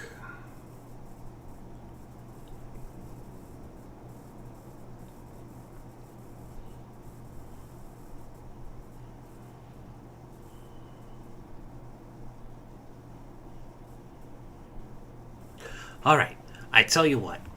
I'll call the dogs off. But I'm gonna need something in exchange. The food for them is good. But, and he looks to Sky in particular, and he says, "I want something from you." I don't think you understand how this works. I don't think you understand how this works. We're not wherever you're from. If you want to attack me, that's fine. Violence is a really good sensation, and I could use some good sensation. But wouldn't it be easier if we just both agreed to walk away without having that person get hurt, or you get hurt, or I get hurt? It's just easier.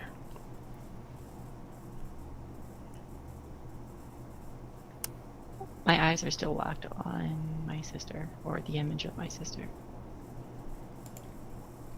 But why do you want this from me? I like you, kid. You got something. You see Sky's eyes just fall into that expression of really? Yeah. Really?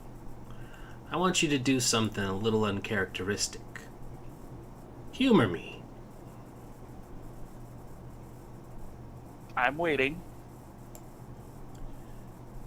Just don't mind me, I'm looking through your sheet here for something. He's kind of looking you over, and he notices the loyalty cup from Grog's place. He says, "That. Let me have that. What's a cup for somebody's life, right?"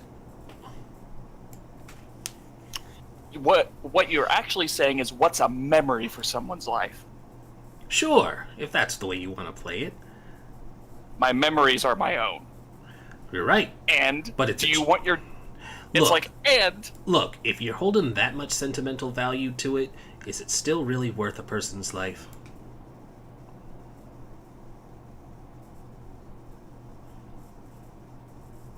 Apparently it is, because you want to trade this woman's life for it. I'm just really amused by the cup. Sky knows this is bullshit. Sky looks over to Lee.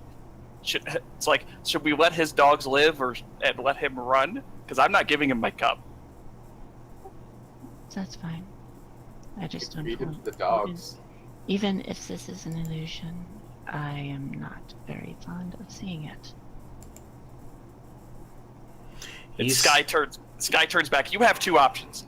You can either run. You see him reach for a jade whistle that's around his neck, and he brings it to his Hold lips. person. Cast it.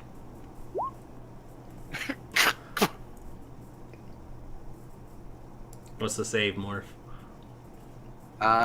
It is wisdom. I'll tell you if you DC. pass. No, tell me the DC. That's not how it works, buddy. You're not the DM. It's a 12. Thank you. Let me find his stats here. Hold on. We need to raise your charisma. Okay, so it's not a huge number for him anyways. 1, 2, 3. No, it's not. Probably. No. His wisdom save is not that high.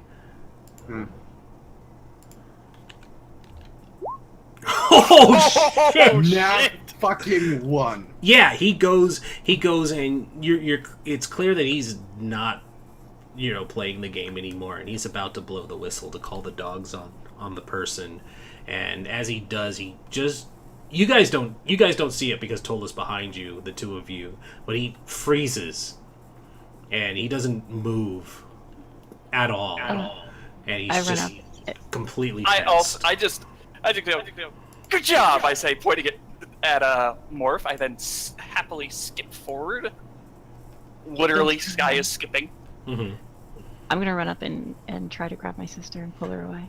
The dogs are still there, and as I hold Lee back, and I say, wait. I take the whistle.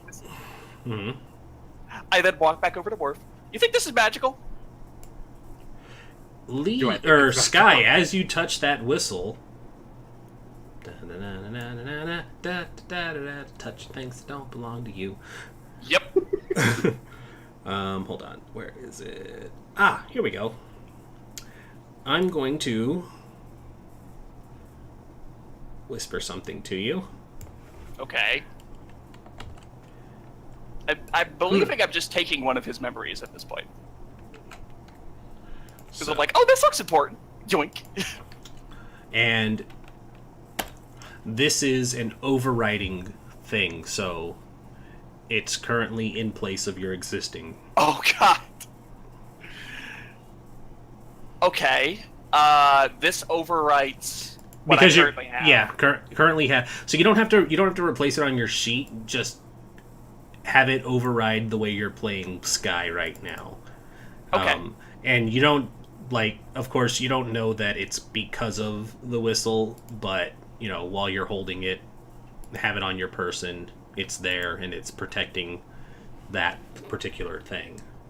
Does the whistle give me any bonuses? Like, do I know how to use it with the bestowed?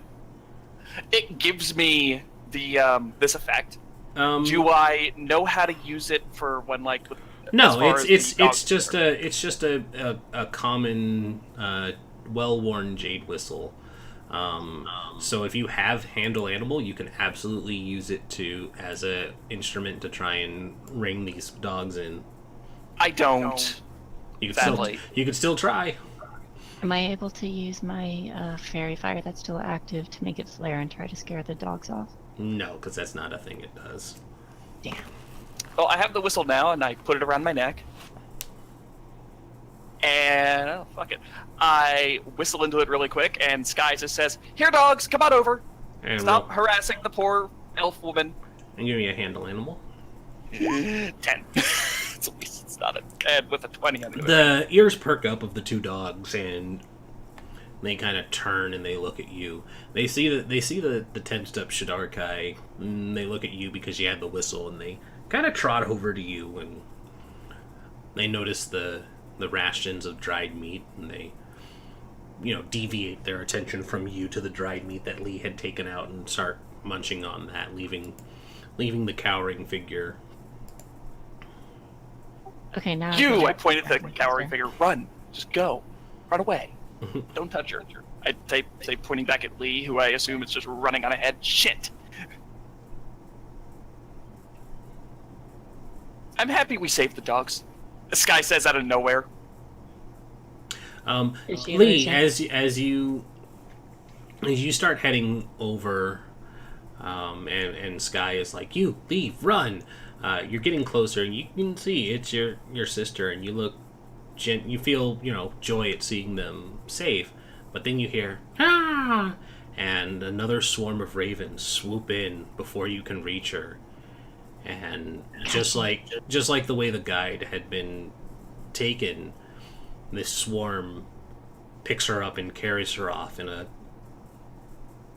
just the massive swirling feathers, and before long there's nothing left. All right, I return to the group looking very kind of tilted. While this is going on, Tola's palming a piece of iron and is just staring at the elf on the ground. So what do we do with him? Oh, he's not on the ground. He's still on the dumpster because he hadn't moved. He's frozen. Oh. He doesn't fall over. He's just stuck. He didn't fall off balance. Nope, he's just stuck there. Sky grinning viciously. It's only a minute. Looks over at Tola and holds up the whistle. I can feed his dogs. You got a minute. That's kind of cruel. Is it I was though? about to let it happen to your sister. I think it's poetic justice. Also, the dogs look really hungry. This guy's been mistreating them like crazy. They actually look pretty well taken care of. Shh! You gave me this trait. I'm trying to roll with it. I don't feel comfortable with that. Stooping to their level. Got a minute to decide what to do with him. Less than that. Less than that, about 30 seconds. It's like, well,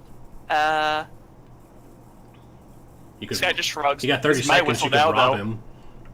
My whistle now, bitch. Oh, I take his weapon. Okay, you pick up a spike chain.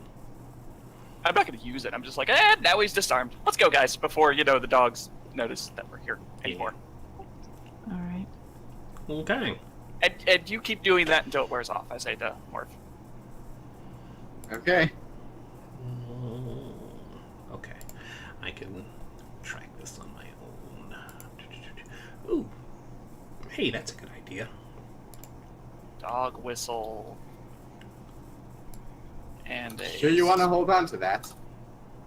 Yeah! What? Okay. Anything else before you guys head out? Why wouldn't I hold on to it? Why wouldn't I'm you just hold on RPing to with it? Morph. Uh, I'm heading out with the Okay. turtle. We're just RPing right now. Why wouldn't I hold on to it? I don't know. Exactly, Sky says with a grin, still with the whistle around his neck.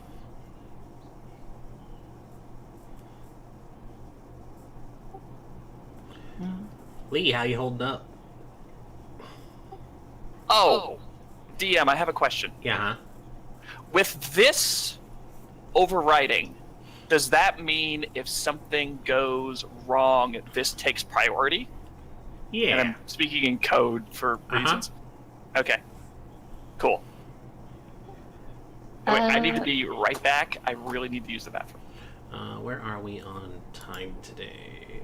It is 9:08. We're nearing the 2-hour mark, so yeah, everybody It's been about take an hour and a half. take 7. It's been an hour and 52 minutes. Everybody take 7, and we'll be back at the 2-hour mark. Okay. All right, cool.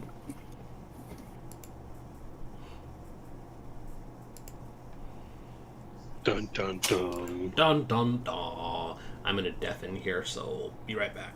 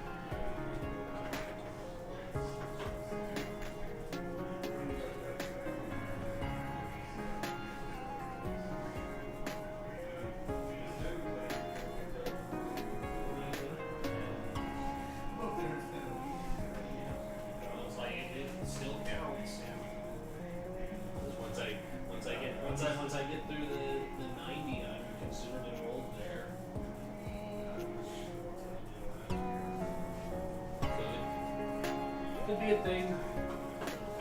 Definitely if it looks nice up there.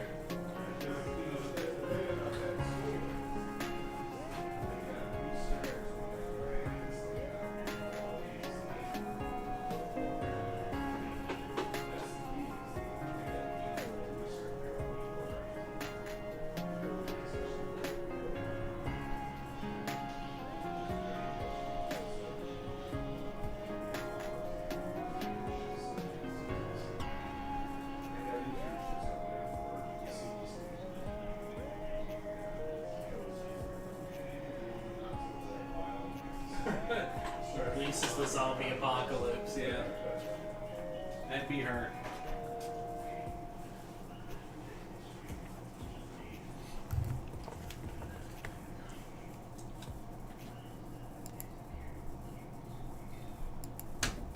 Alright, folks, we're back. Sorry for the bit of delay. I was catching up with family. But now we're It's back. fine. I think we're all... Jay? I'm here. We're all here. Everybody's back? Cool. There's music playing. There is. Yeah, I'll just clink that off. while we're walking, Tola's messing with his sorcery points. I'm spending 3 to get back one of my second level spell slots and expending a first level spell slot to get a point back. That slot you burned to trip a man up. Yes. Whole person!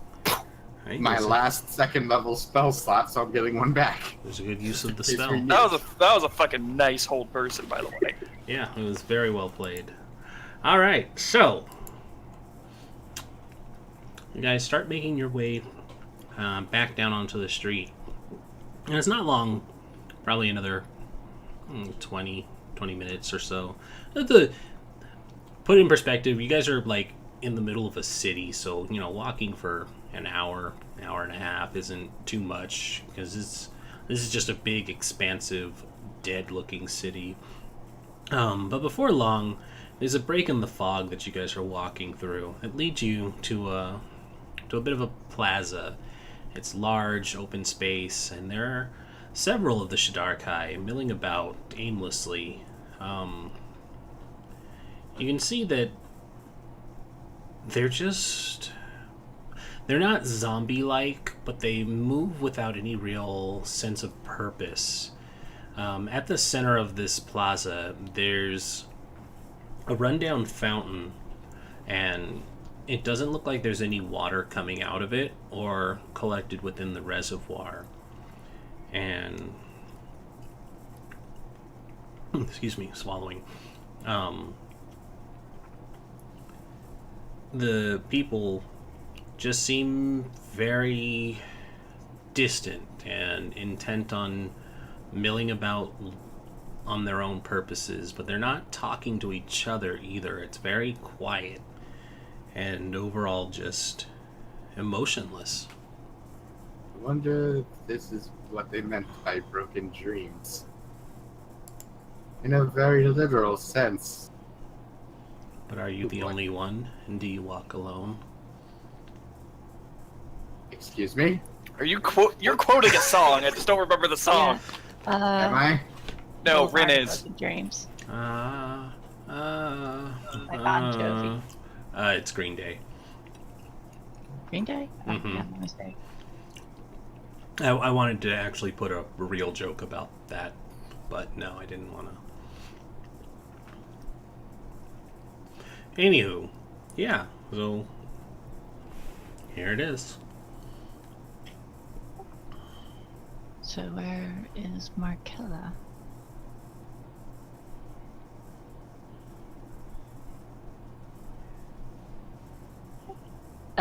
We're just... You guys have entered the plaza.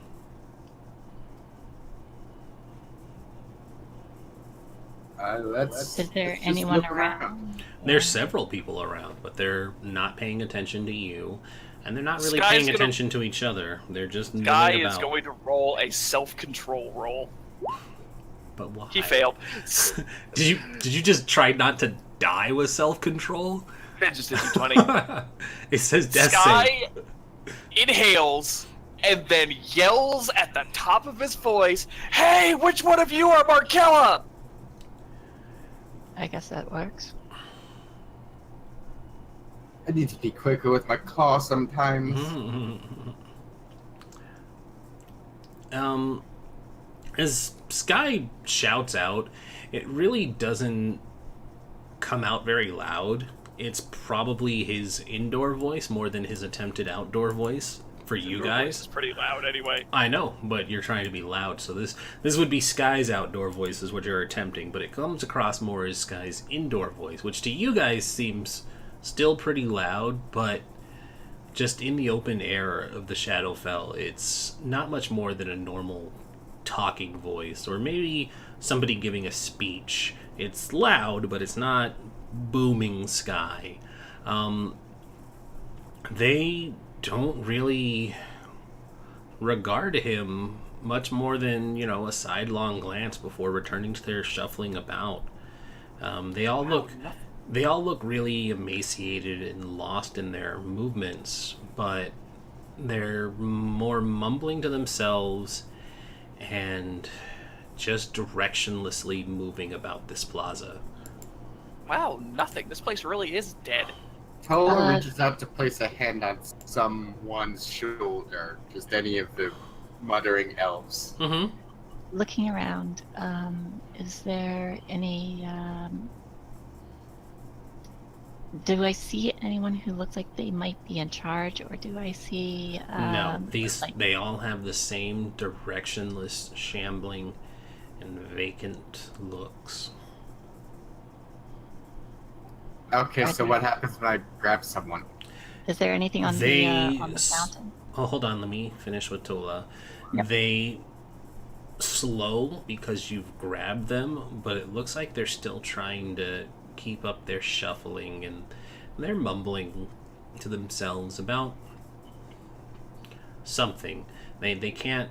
It's clear that they're trying to think about what it is that they're trying to mumble about, but it's incoherent nonsense. They don't know what they're trying to think of, and the fact that they don't know what they're trying to think of is frustrating them to the point of not having any frustration, but they're still just mumbling. And then Sky nudges. I nudged Tola. I think we found the fated. What do I get just looking into this elf's face or person's face or... Yeah. You don't see anything. You see that it's vacant. They have a very lost expression. They're going hollow. I'm going to take out a copper coin for... How many people are there? I don't know. You can say there's like 10. There's probably about 10 people shuffling about. I'll take out 10 copper coins, right? Remember, on each one, and then hand one to each of them. And see if that does anything. It doesn't. They kind of look at it for a moment, and it's like they don't even register the word, and they just kind of, with nothing to attach to it, they just kind of drop it and keep going about.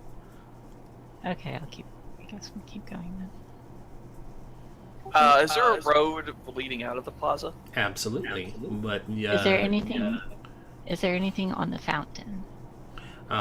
First, for the question of the road, yeah, you can see on the opposite side of the avenue that you took to get in here, the mist has overtaken that side of it. But yeah, you could see, and you could probably keep moving if you wanted to.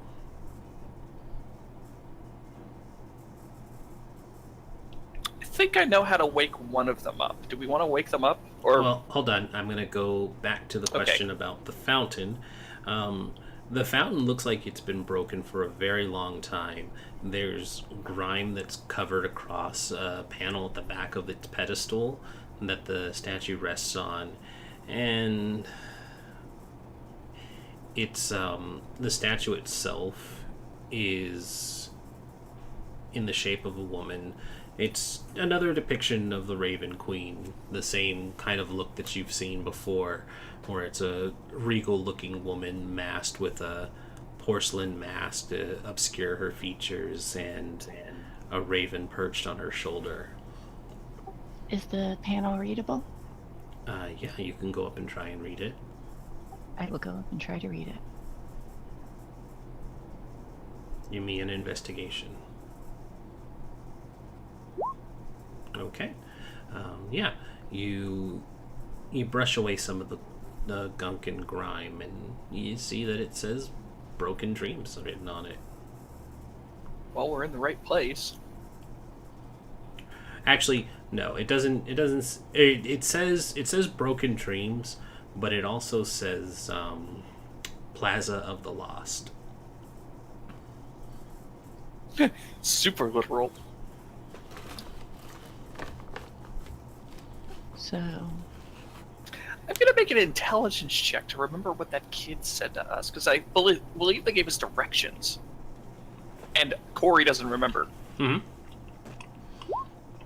No, Sky probably doesn't remember either. You, One time I forget you to write faintly something. remember that she told you to just follow the road. This was probably just an area we were supposed to pass through. Corey also faintly remembers First step. her talking about the Plaza of the Lost. No, she did not mention the Plaza she of the didn't. Lost. Okay, Mm-mm. I'm making it up then. Nope, Plaza of the Lost is only revealed because of here.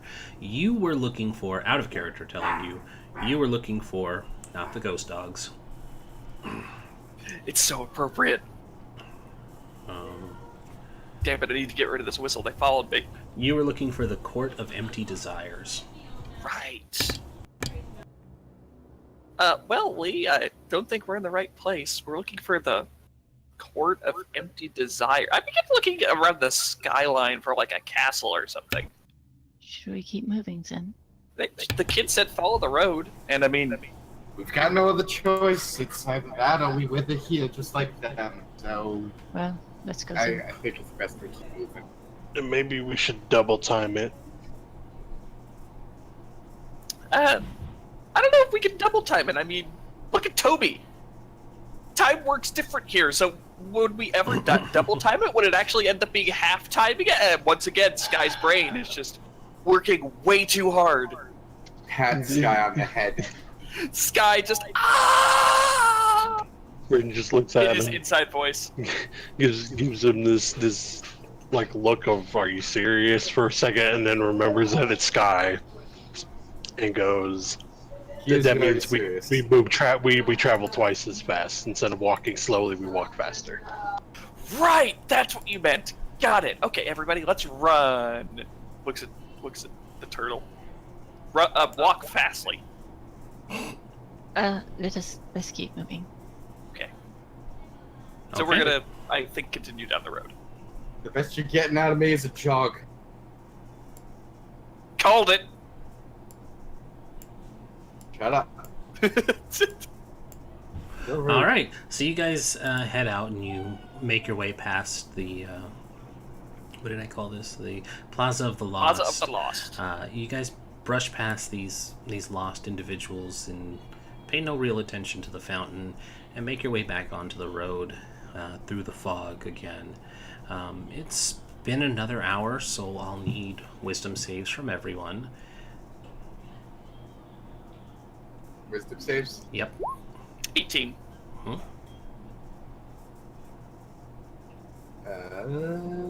Dedupe.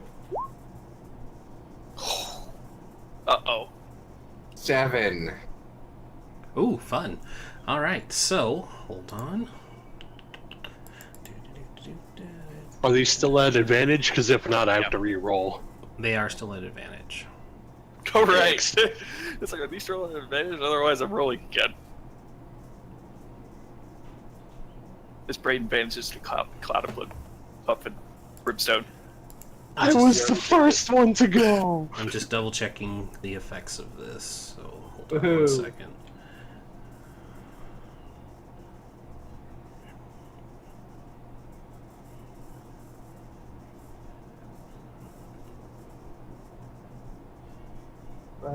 Okay, so Tola, you Yes. are currently under the effects of.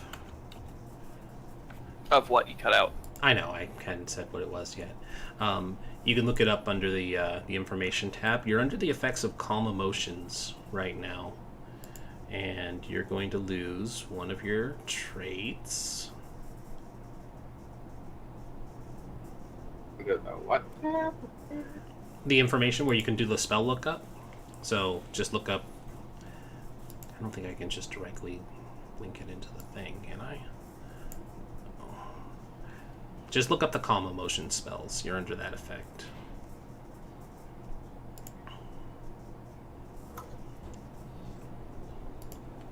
I'll just do this. Boop. Yeah, there you go.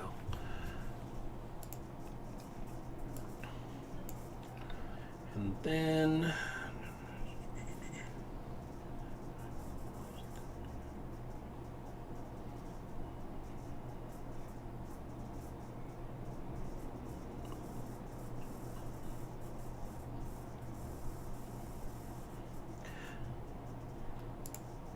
Okie dokie. Cool. So, you are under the effects of calm emotions, and you are aware that you've lost this as well. You know that it's lost, but you can't quite remember what it was that goes away.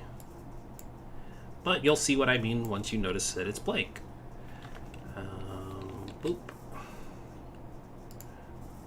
Oh, it didn't delete. Hold on. Oh. Does that mean I lose the thing that was tied to it? I lost both things. Oh, were there two?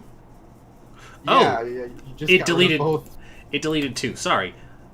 Yeah, I didn't see the other one disappear. There you go. Yeah, you lost. So that was my other one. That was What? the one further down. Oh, okay.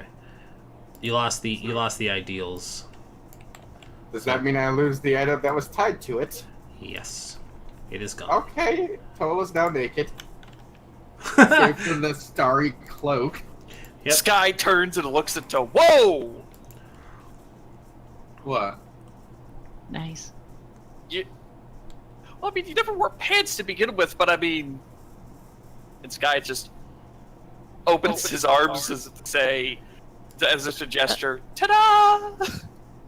What happened to your cloak? Your clothes? What are you talking about? And around his feet, there are several black raven feathers. Oh, Jula, are those raven feathers yours? I mean, he's not a I don't bird; think he's a so. turtle. I don't have feathers. Except this one, and he pulls out his quill, Monster. puts it away. What happened to your toga? Toga, toga. My what? You I think I know what happened to the toga. What happened to the toga? Gestures at the gloom and just says, he lost it. Tola just blinks at both of them. With one eye slowly and then the other one. No. Sorry. I have no idea what you're all talking about, but I think we should keep moving, right? Yeah, I agree. Let's Right. keep moving. And eventually find you some Uh, pants. Jula, I think that clothes might have been special to you. What clothes? The know how ones this you're place not works. wearing. What clothes? I have a cloak. Cloaks are clothes. I regret coming here. Thank you. But it's so fun. Yeah, no, let's go into the death portal. It'll be great. It's not a death portal. We've been over this. It is if we end up dead. Sky squints at you. But you're not dead. Your scrutiny is not helping, Sky. Let's just get out of here. I'm squinting at the turtle, not you. Alright, so you guys continue on, and it's not long before the castle that Sky's been looking for in the skyline starts to come into view. But before you guys can approach that, there's a gated courtyard that seems to block off the long winding path that leads up to this castle.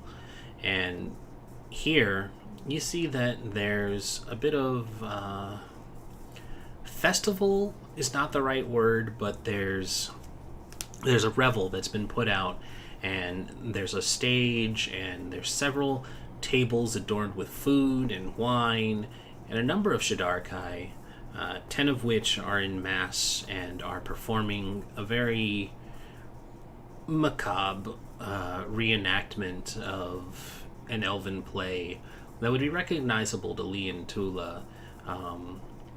It looks... It's not a mockery. They're very genuine and earnest in their portrayal, but it looks like they're doing a more noir rendition of it. Just trench coats and fedoras all day. Well, more that it's the dark and gloomy version of it instead of the fanciful and vibrant.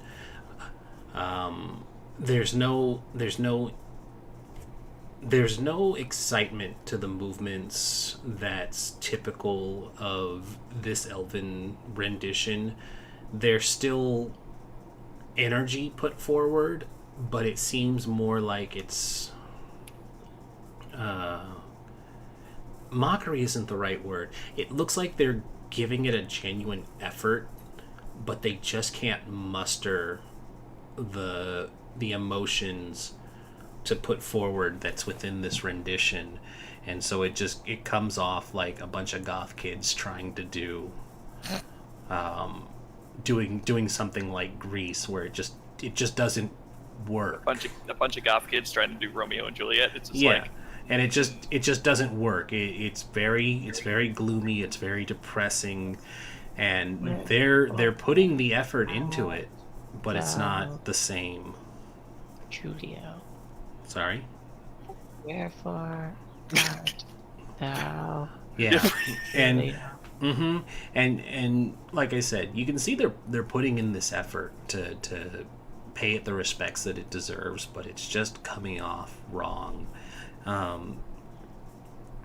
There are dozens of ravens scattered I'm now about. imagining the Shidarkai as just the goth kids that are trying too hard but failing, and then in the opposite end, the Feywild, they try this, and it's just ham overacting as hard as possible. Yep, it's just Glee. So is the gate locked? Yeah, you're way too far to try and open it. Oh, okay. But let me finish describing. There are dozens of ravens that are silently watching this courtyard. They're not making any of the cawing noises, but they're watching the performance. They're watching the assembled Shidarkai that are feasting and drinking and doing their own version of this revelry. And as soon as you guys enter this courtyard, a number of the Shidarkai come up to you. They're all wearing the masks, and they greet you, and they're like, "Welcome, you've made it. You got through the first of the 2 trials. That's good. Welcome to the Court of Empty Desires. Here, eat, drink, pay your respects to the Raven Queen. It's very important." Sky just smirks and shakes his head. I have no desires to do any of this in the Court of Empty Desires. They kind of pause, and with the emotionless mass, you can't see their expressions. I'll insight with disadvantage. But there's a slight twitch to one of their heads, and the one who twitched is like, "No, please, you have to. This is a celebration, and we really, really do welcome you, and we want you to be comfortable here, and it's very important to us and to the Raven Queen that you show proper respect and respect our customs and enjoy the feast. And if you're worried that there's some trick or something, here," and he reaches over and he grabs one of the goblets of wine, and he lifts his mask up, and you can see that he's frowning. What does he look like under that mask? He looks like a pale-skinned elf. His face is painted with streaks of like purple paint, but he looks... Does he look normal? And I mean normal as in like the dudes that came out of the portal. He looks like that, not anything out of the ordinary. but sad. And he looks sad because you're refusing, and he's desperately trying to convince you that the wine is not poisoned as he drinks it.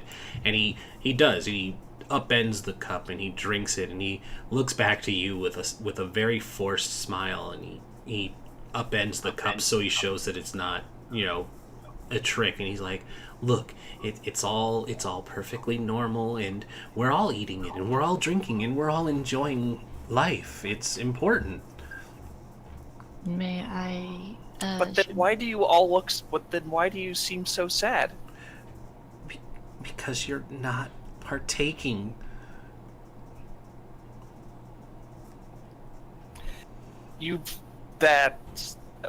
Brain. We want you to have fun and celebrate with us, and you're not. May I offer my celebration by playing the music to this play? Yes, absolutely. And we met another of your kind on the way here. What happens if you don't experience sensations? you become a lost. You'll lose yourself, and you'll wander aimlessly until you waste away and die. And when you waste away and die, the Raven Queen will raise you and let you try again. This is why. Out of character, this is why they're so desperate. They don't want to become lost. And Lee, you go over to the stage where the 10 are doing their performance, and as you start performing your music for them, they put on a new rendition, and this time they're reenacting something that... Brayden, give me a wisdom check. Oh no, I've been doing so hot with those tonight. I know, you've been doing absolutely nothing. It's time for you to suffer. Oh my god. You immediately recognize what this is. The 10 of them have split to the music that Lee is playing. They've split 4 to 6, and the 6 of them quickly illusion up the visages of elven commandos, wood elven commandos specifically, so it's very ghillie suit looking camouflage, and their faces are painted, and they've got the long curved looking daggers and the tree branch bows, and the other 4 change to look like Rallian soldiers. And the 4 that look like Rallian soldiers are quickly stage shifted into what looks like a trench dugout, and they're seated, and they're not talking. This is all basically pantomimed to the music that Lee is playing unwittingly with her performance, but they're pantomiming that they're kind of sitting and enjoying, their a quiet night as these 6 creep closer to them. And as they're getting closer, one of them gets up and looks like he's going to go relieve himself, but everybody give me a perception check. I know what's going on, but sure. Everybody give me a perception check. 10! Too busy playing. Too busy playing. Yeah. 6. Where did my codes go? I have 2. The three of you, that's not Lee, who's busy playing, you all recognize the one who gets up to go relieve himself looks a bit like Brayden. The same outfit, illusion dawn beard, and as he walks away, the 6 Lord Brayden. The 6 descend upon the 3, and you see in a very mock brutal fashion they start executing these captured soldiers, slitting their throats, stabbing them, and the 3 performers are doing a very dramatic act of this. They're flailing from their stomachs, and like ribbons of red are spraying like it's a really bad gore effect of their blood and stuff, and they're trying to, they're like, and they're falling over silently, and then the six descend upon the Braden one before Lee's music stops and the performance ends. I kind of just sidestep over to Lord Braden. So that's how you got your scalps, huh? Braden's just staring, completely silent, but absolutely trembling. Are you okay? Hey! And Sky just sort of puts his hand on his shoulder and shakes him.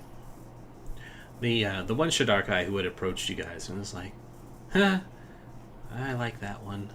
That's a good performance. I walk over to the Shadarkai that approached us before, and I just ask, how many feasts have you put on?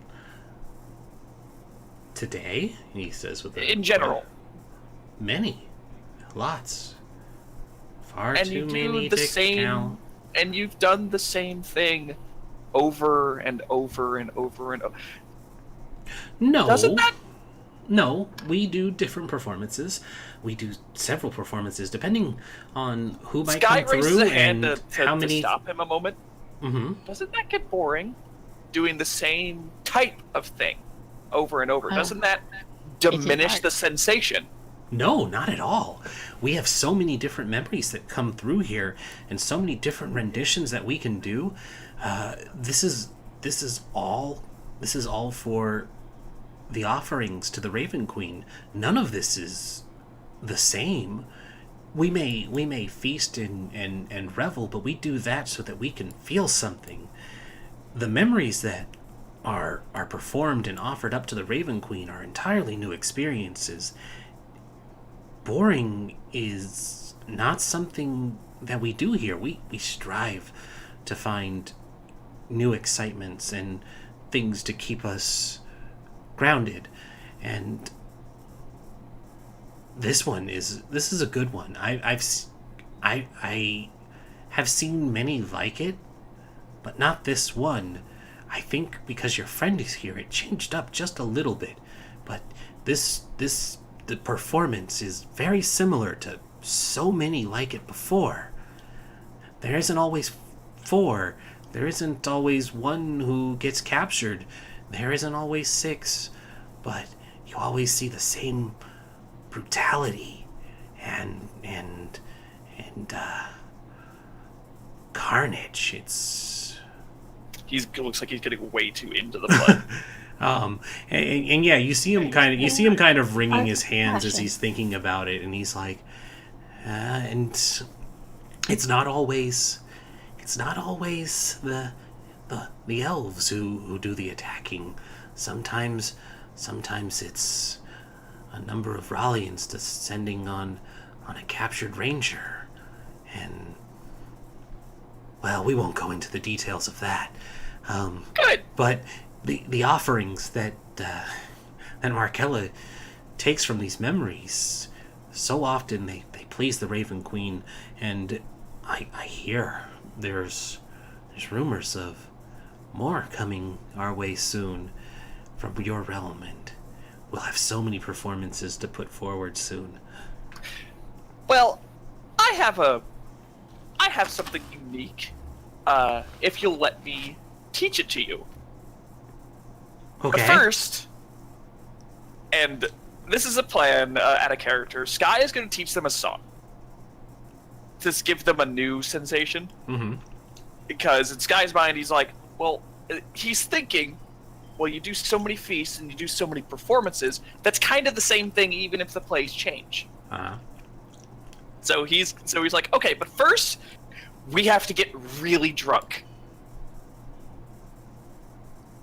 And Sky's gonna run over to the wine and start pouring him glasses.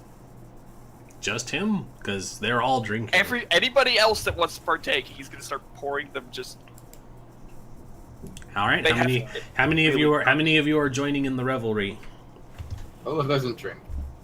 So Tola is refusing. Tola can do his own thing. Alcohol. I know. I'm as the DM proposing the question: who is partaking, and who is refusing? I prefer tea, thank you. So that's a no. I thought mean, Lee did her song. Yeah, that's not what I'm asking. I'm asking Okay. who's going in on your thing. Hey, Brayden, come over here. You looks like you need some wine. I'm just going to silently wander over to Sky, slowly. I'll have a teeny bit, I guess. I don't want to be rude. Oh boy. Sky's not gonna actually get drunk, knowing his constitution, but he wants to get everyone else plastered. Are you drinking? Yeah, he is drinking. Okay. So everybody but Tula is drinking. Oh no, it's Orphan Tears Deluxe. Huh. But I got advantage on these saves. everybody but Tula is drinking. Mm-hmm. I'm only gonna have like a tiny itty bitty sip, and that's it, just to be polite. Okay, but that's still a yes. Now I feel like I shouldn't. I just need concrete yes or no's. I'm already down this rabbit hole. You I guys know. wanna follow me? I want the people. I want the people who are not giving me committing answers to give me an answer. I'll take a sip. Yes. Tola doesn't drink. Yes. Tola doesn't drink. Okay. So yeah, Sky, you have everybody. You start pouring the drinks for people. The Shdarkai don't refuse your drinks, and you're drinking as well. You're noticing that if you partake in the food as well, but both the food and the drink are bland, is the best way to put it. There's no enjoyment gained. It's basically just salt. No, it's not even salt. It tastes. Oh, it's just cracker without salt. It's tasteless. There's no sensation gained from eating or drinking. You don't even really feel buzzed so much, or rather you're feeling like the weak buzz sensation, but not even reaching a point of intoxication, because it's just not reachable. And Sky's like, well, this is a problem. And just out of curiosity, he takes a bit of his own ration and eats it. it doesn't taste as good as it normally does. And I mean, But it tastes way better than any of the food here. yes. Mm-hmm. And Sky just pauses and he goes, change of plans. I have a gift for all of you. And he starts handing out, just because the ration's a bunch of nuts and berries, he starts handing out the nuts and berries to everyone there. And he says, this will taste better than anything here. You have my word. And I want you all to experience it. And how many rations are you giving up for this? Because there's probably 10 people on stage. There's... I'm not... how many people are here? Probably about 20. It's a feast. Okay. Considering I'm mostly handing out nuts and berries, I will consume about 3, and I'm giving them like 2 or 3 apiece. Okay. Yeah, you see these people perk up as they're tasting the berries and the nuts, and they're reacting with a spark of enjoyment, some actual emotion that you normally wouldn't see from the Shdarkai. It's not forced. No, it's not forced. It looks unusually natural, like something to actually celebrate about. Sky says, just really happy. Until it's gone, you hear somebody in the back say. Back. Yeah. All right, who's the pessimist? Sky says, nothing lasts forever. They all raise Squints their at him. hands. Nothing lasts forever, Sky says, crossing his arms and squinting at the pessimist, the super pessimist. Tola conjures fireworks. Teddy fireworks. Tiny fireworks. Okay. Brayden, are you doing anything? Just drinking and thinking. Just drinking and thinking? So you're just keeping to yourself? You're not really rejecting the revelry? How are you digesting what you saw there? How do you feel? Very emotionally upset having to rewatch that. How's that, what thoughts are running through his mind? Sorry, a really good gummy bear Just, right there. just a combination of, how it felt watching these people that he had befriended in the war die, and all these people just slaughtered in front of him while they made him watch. They made you watch. Hey, this is why he's fucking scalping people. My God. Well, he went Damn, full, he went full fucking Rambo Skippy. on him. They drew first blood. So speaking of feelings, is Cola still calm?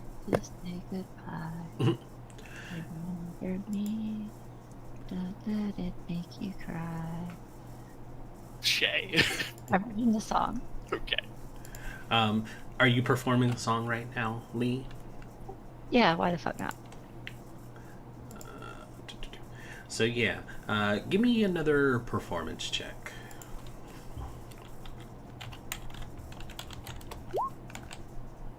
Cool. Forever if I'm far away. So yeah, Lee, you start getting your music going, and she starts up a song. Shit, this is so much fucking better than me.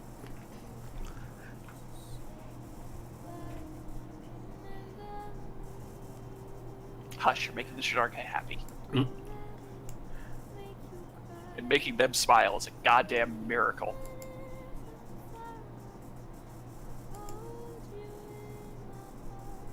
It's like making a lizard man smile. It shouldn't happen, but it did.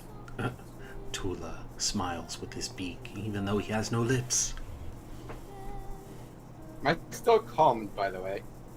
Yeah, you are on calm emotions indefinitely. Okay then. Ooh, excuse me.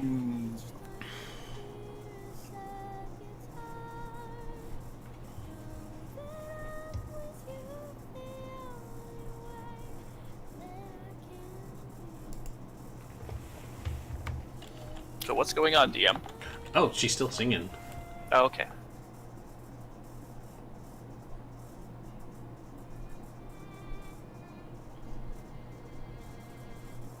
I'm just letting it play out because it's good. And Lee did a rockin' performance. This movie made me cry. All of the manly tears. I mean, for her, it's not manly. No, I cried. I cried for this movie because it's sad. All right. So yeah, the performance gets a response from the Shidarkai. It's far better than the sad music that they're playing, and after a while, you all notice that there's a woman who's sitting on a raised platform, not too far away. She's got one of those shadow mastiffs near her, and she's kind of idly petting it. And there's another larger, buff-looking Shidarkai male protectively looming over her. But they're watching you all with a bit of interest, and as you guys are partaking in the revelries and stuff, they seem to be just genuinely interested. And before long, she finally lifts a hand to silence down the music of the musicians and Lee when she's finished giving her song. And the woman stands and she introduces herself, and she says, "I am Markela, the Arbiter of Memory. You've come to Broken Dreams to meet the Has she Raven Queen." been involved in the revelry at all, or she's just been up? She's just been up watching. She's been enjoying it. She's taken everything in. And she says, I speak for the mistress, and I interpret her messages. And we are pleased to say we had put you through a trial. A trial that you have mostly passed. And How far up is she? it's just a raised platform. It's not very high up. It's enough to denote that she's a person of authority and not on the ground level with the riffraff. Not high. It's probably a 3-foot stage where she can sit and watch. Anyone nearby Sky sees him pull out a ration still wrapped up, and it looks like he's getting ready to throw it up there. You probably don't want to throw things at her. Pull out a what? Rations. One of his rations. I'll step forward and... we were invited here after returning some of the Arabian Queen's history. Yes, I know why you have come. But as I said, you were put to a trial to see if you were worthy of gaining an audience with the Raven Queen. And while it's true that many of you had held to your beliefs and ideals, we found you wanting. She is not pleased with the way you dismissed the lost and continued on through the plaza. And she actually looks at each of you, and she looks to Lee. All the shucks. She looks to Lee first, and she says, "Your bonds to your family is commendable. You rushed in to save your sister the way she had come to your defense so long ago. Knowing that it may have even been a trap, you put your family above all else. Your love for them, your desire to protect them was commendable."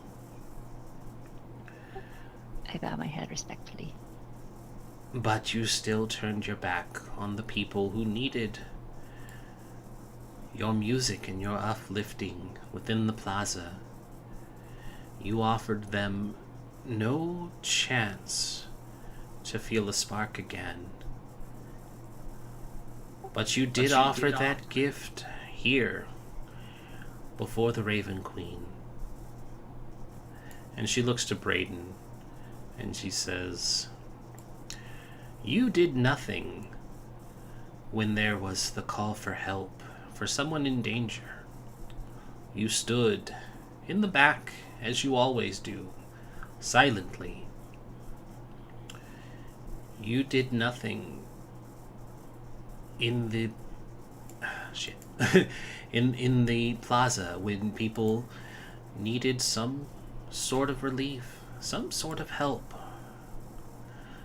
But you stayed true to yourself in your hatred of the elves and of the memory of your lost ones. Had you been okay with what you saw, or even chose to not take part in the revelry despite it, it may not have been so good for you." She looks to Tula. "You have already lost something, but you acted when the moment arose, and that is as good as it could be. But like the others, you did nothing for the lost and downtrodden. You walked past them without a second thought. And then you did not respect our customs or choose to take part in the revelry with us." I didn't take part in his custom, and he points at Sky. Speaking of Sky, She looks to Sky. looking over at Sky, Sky looks fucking furious. And she looks Right to now. Sky and she says, You behaved with a level of rationale that is far often not seen. You were smart enough to see the ploy and protected your friends. It was very brave and very commendable. You passed the first test while still coming to their defense. Like the others in the plaza, you did nothing to try and help them, to even offer a moment of solace in their lostness. But You! And You- Sky just cries out, She- you dare! she holds up a hand. But you sought to make new memories for the people here, giving honor to the Raven Queen. And we are grateful for that. You give memories for these people without a second thought of wanting anything. You gave them new joy and new things to look upon, and for that you passed. And of course, we dare. It is our job to dare. We serve the Raven Queen, and you were told that you would be tested. Is there Sky bites the bottom lip. He's obviously still pissed, but he's conflicted and holding it in. He just starts to pace, which is his way of calming down. Is there a way to help the lost? I didn't seem to get a response from them when I... It is inconsequential now. That test is over, so helping them means nothing. They will waste away as they do, and the Raven Queen will return them to life, to live again. And maybe their fates will be different then. It matters not. You can't help them now. But the three of you, she gestures to Braden, Lee, and to Sky, who's still pacing, you three have passed.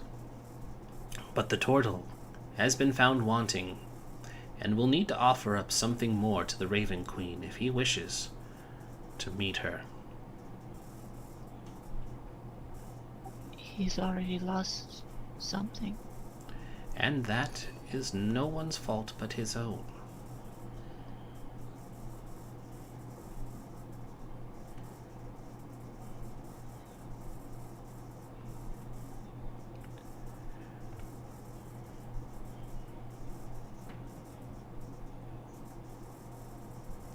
He will need to offer up something. A touchstone, if he desires, or something of equal value to him for the Raven Queen's collection. And all at once the 12 ravens that had gathered around Ka. Does he really have to? Morph, are you still there, or are you thinking? I'm still here. Okay. I wave a hand in front of his face. Oh no, he says nothing. He's still under calm emotions. He's not scared of anything. He's not desiring anything. He doesn't care if he meets the Raven Queen at this point. He doesn't feel. So he's just kind of blinking at her. I kind of nudge the turtle. I think if we don't meet her, we don't go home. Is he still able to go home if he doesn't meet her? She is the one who will send you home. You want something then? And he pulls out the handcrafted mace. Here. And what would you say that's tied to, Tula?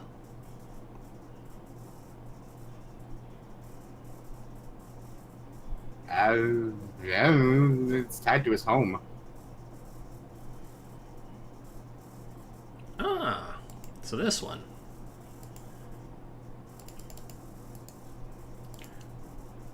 Yep, you offer it up, and a raven swoops down and snatches up your mace. His home, not the... I look exceedingly concerned.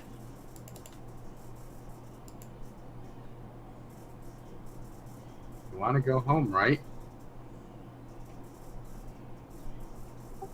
I'm still worried about you. Don't be. I'm not. Well, the offering has been accepted, and you all have passed the test. Hang on. To interrupt the DM, what about him? Points at Toby. He is with me. Toby finally He passed. speaks up. He Finally passed all speaks up, tests. and Toby finally speaks up and he says, "Well, I honestly haven't done or been asked to do anything. I'm just here to protect Lee, but nobody really sought my input until now. But I guess I need to give something up in order to pass. No. And she says, indeed you do. No. And he puts a hand on her and he says, no, it's fine. If I don't give something, I might lose something far more important. What if I give something? It doesn't work that way. And you see him take off a necklace, and it's got a Modron gear on it. Please. It's fine, really. It's not like I'm going away. This is a memory of a dear friend. I won't be able to see him again anyways, so losing the pain of the memory of having to say goodbye to him is fine. This is the memory of my friend, 31 Squared, of our adventures. It's your memory. It's the Raven Crew's memory now. And a raven swoops down and takes the gear from him, and Markella doesn't smile, but she nods in approval, and she says, "Well done, Toby. You have also passed the test, and your offering is more than acceptable. Thank you all, and know that these memories will be treasured. They are not given freely, and they are not taken lightly." You mean they are given freely? Yes, they are given freely and not. It's like, Well, sorry, that's not what she means to say. They are not given lightly, and not taken lightly as either. So there we go. yeah, thank you, because that was totally not what I meant to say. Oh God, it's Vecna. Oh God, it's Vecna. Mwahaha. What if I gave something? You've given more than enough. For now, it's time that you all approach the gates and make your way to the Fortress of Memories. Can't I give something in their stead? No, that wouldn't do at all. Everyone must give their part. You cannot give in someone's place. And besides, it's already done.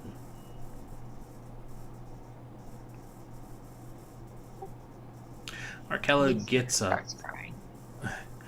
Markella gets up and she walks down from her stage, and as Lee's crying, Lee, you notice that the feeling behind it is much harder.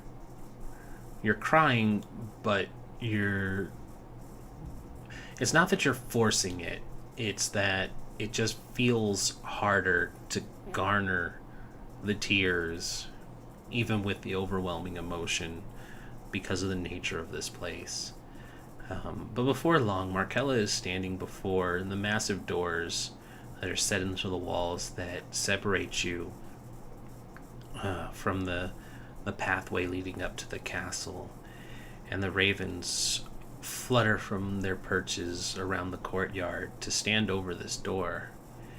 And instead of the wet thuds that would sound from banging on the door with the big door knocker, it actually just sounds like the fluttering of the wings, and before long the ravens are actually just flying through it, like the door just doesn't exist, and the space where the door had been is just darkness, and it's just midnight black. And in that darkness, you all find yourselves alone. Brayden is alone, Tula's alone, Sky is alone, Lee is alone. And you hear the faint fluttering of the wings, and you feel wind on your face. A series of images are flashing through your mind. There's a female Shadar Kai looking very desperate. There's a simple-looking mithril mask, inlaid with flecks of pale blue and dark red crystal, being grabbed by a rotted hand. A crumbling keep circled by ravens till it collapses into an irregular hemisphere of ill-fitting stone bricks covered in muck and rotted vegetation, and the weeping face of Lee. Then there's a loud screech, and you guys find yourselves standing before the gates again. All together, under the evening gloom and the light rain. But the Arbiter, Markella, she looks happy by this, and she says... I am suddenly worried. and she says, your audience was met with a vision. It seems your task is not quite done.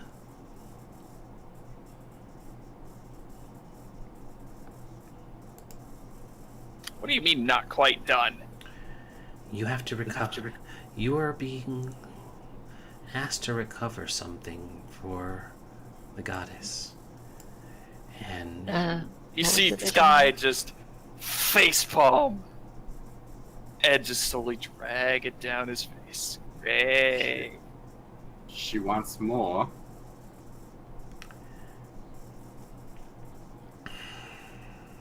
you see Markella exhale slowly, and she says, "We believe that the Vecnans had stolen something, and the Raven Queen wants it back.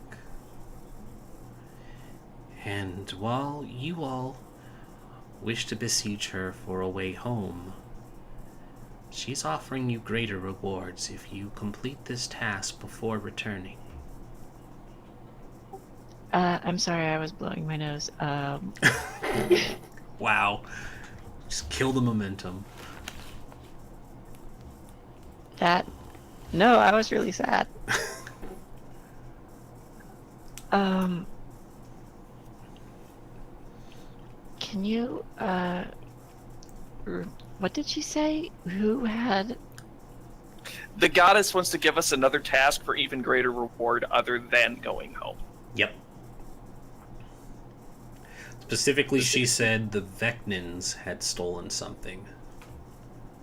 Out of character, I know who they are. I don't want to do this. Yeah.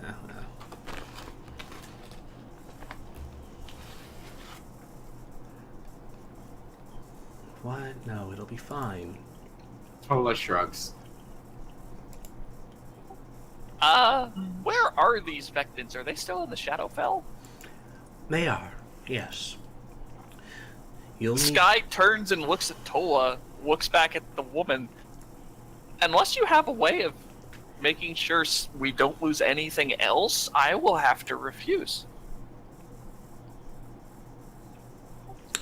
Well, the best I can offer you is your touchstones. Do you have those? I have them. Good. Then you should be safe. Looks at Tola. He had his. He's not safe. And that's unfortunate. If we do this for you, will you return to the memories of my friends? If the Raisin Queen feels so inclined.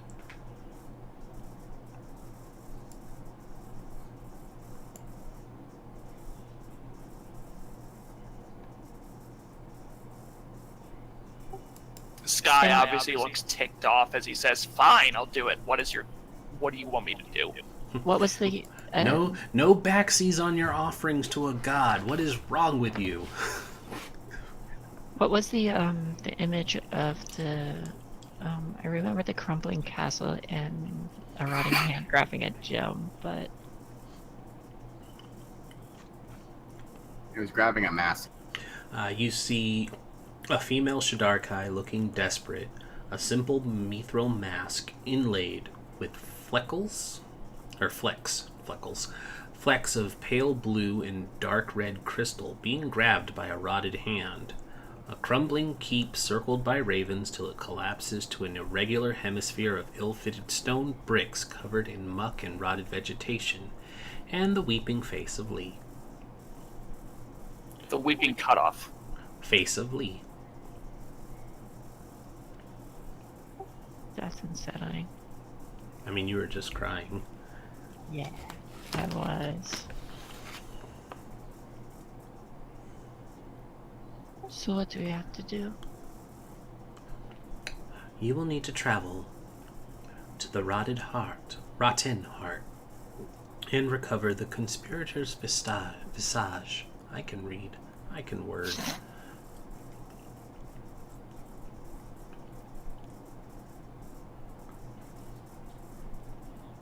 Fuck is that? Sky just says out loud. Something we gotta get back. Oh, obviously. It's Why'd you ask? It's an important artifact that belongs to the Raven Queen that the Vecnans have. It should not be in their. It should not be in their clutches. Do I know who these Vecnans are? I don't know. Do you? I do. Starts crying in the corner. You'll need to do a religion check.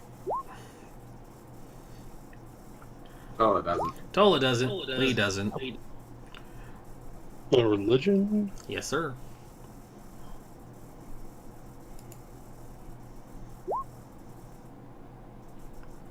Wow.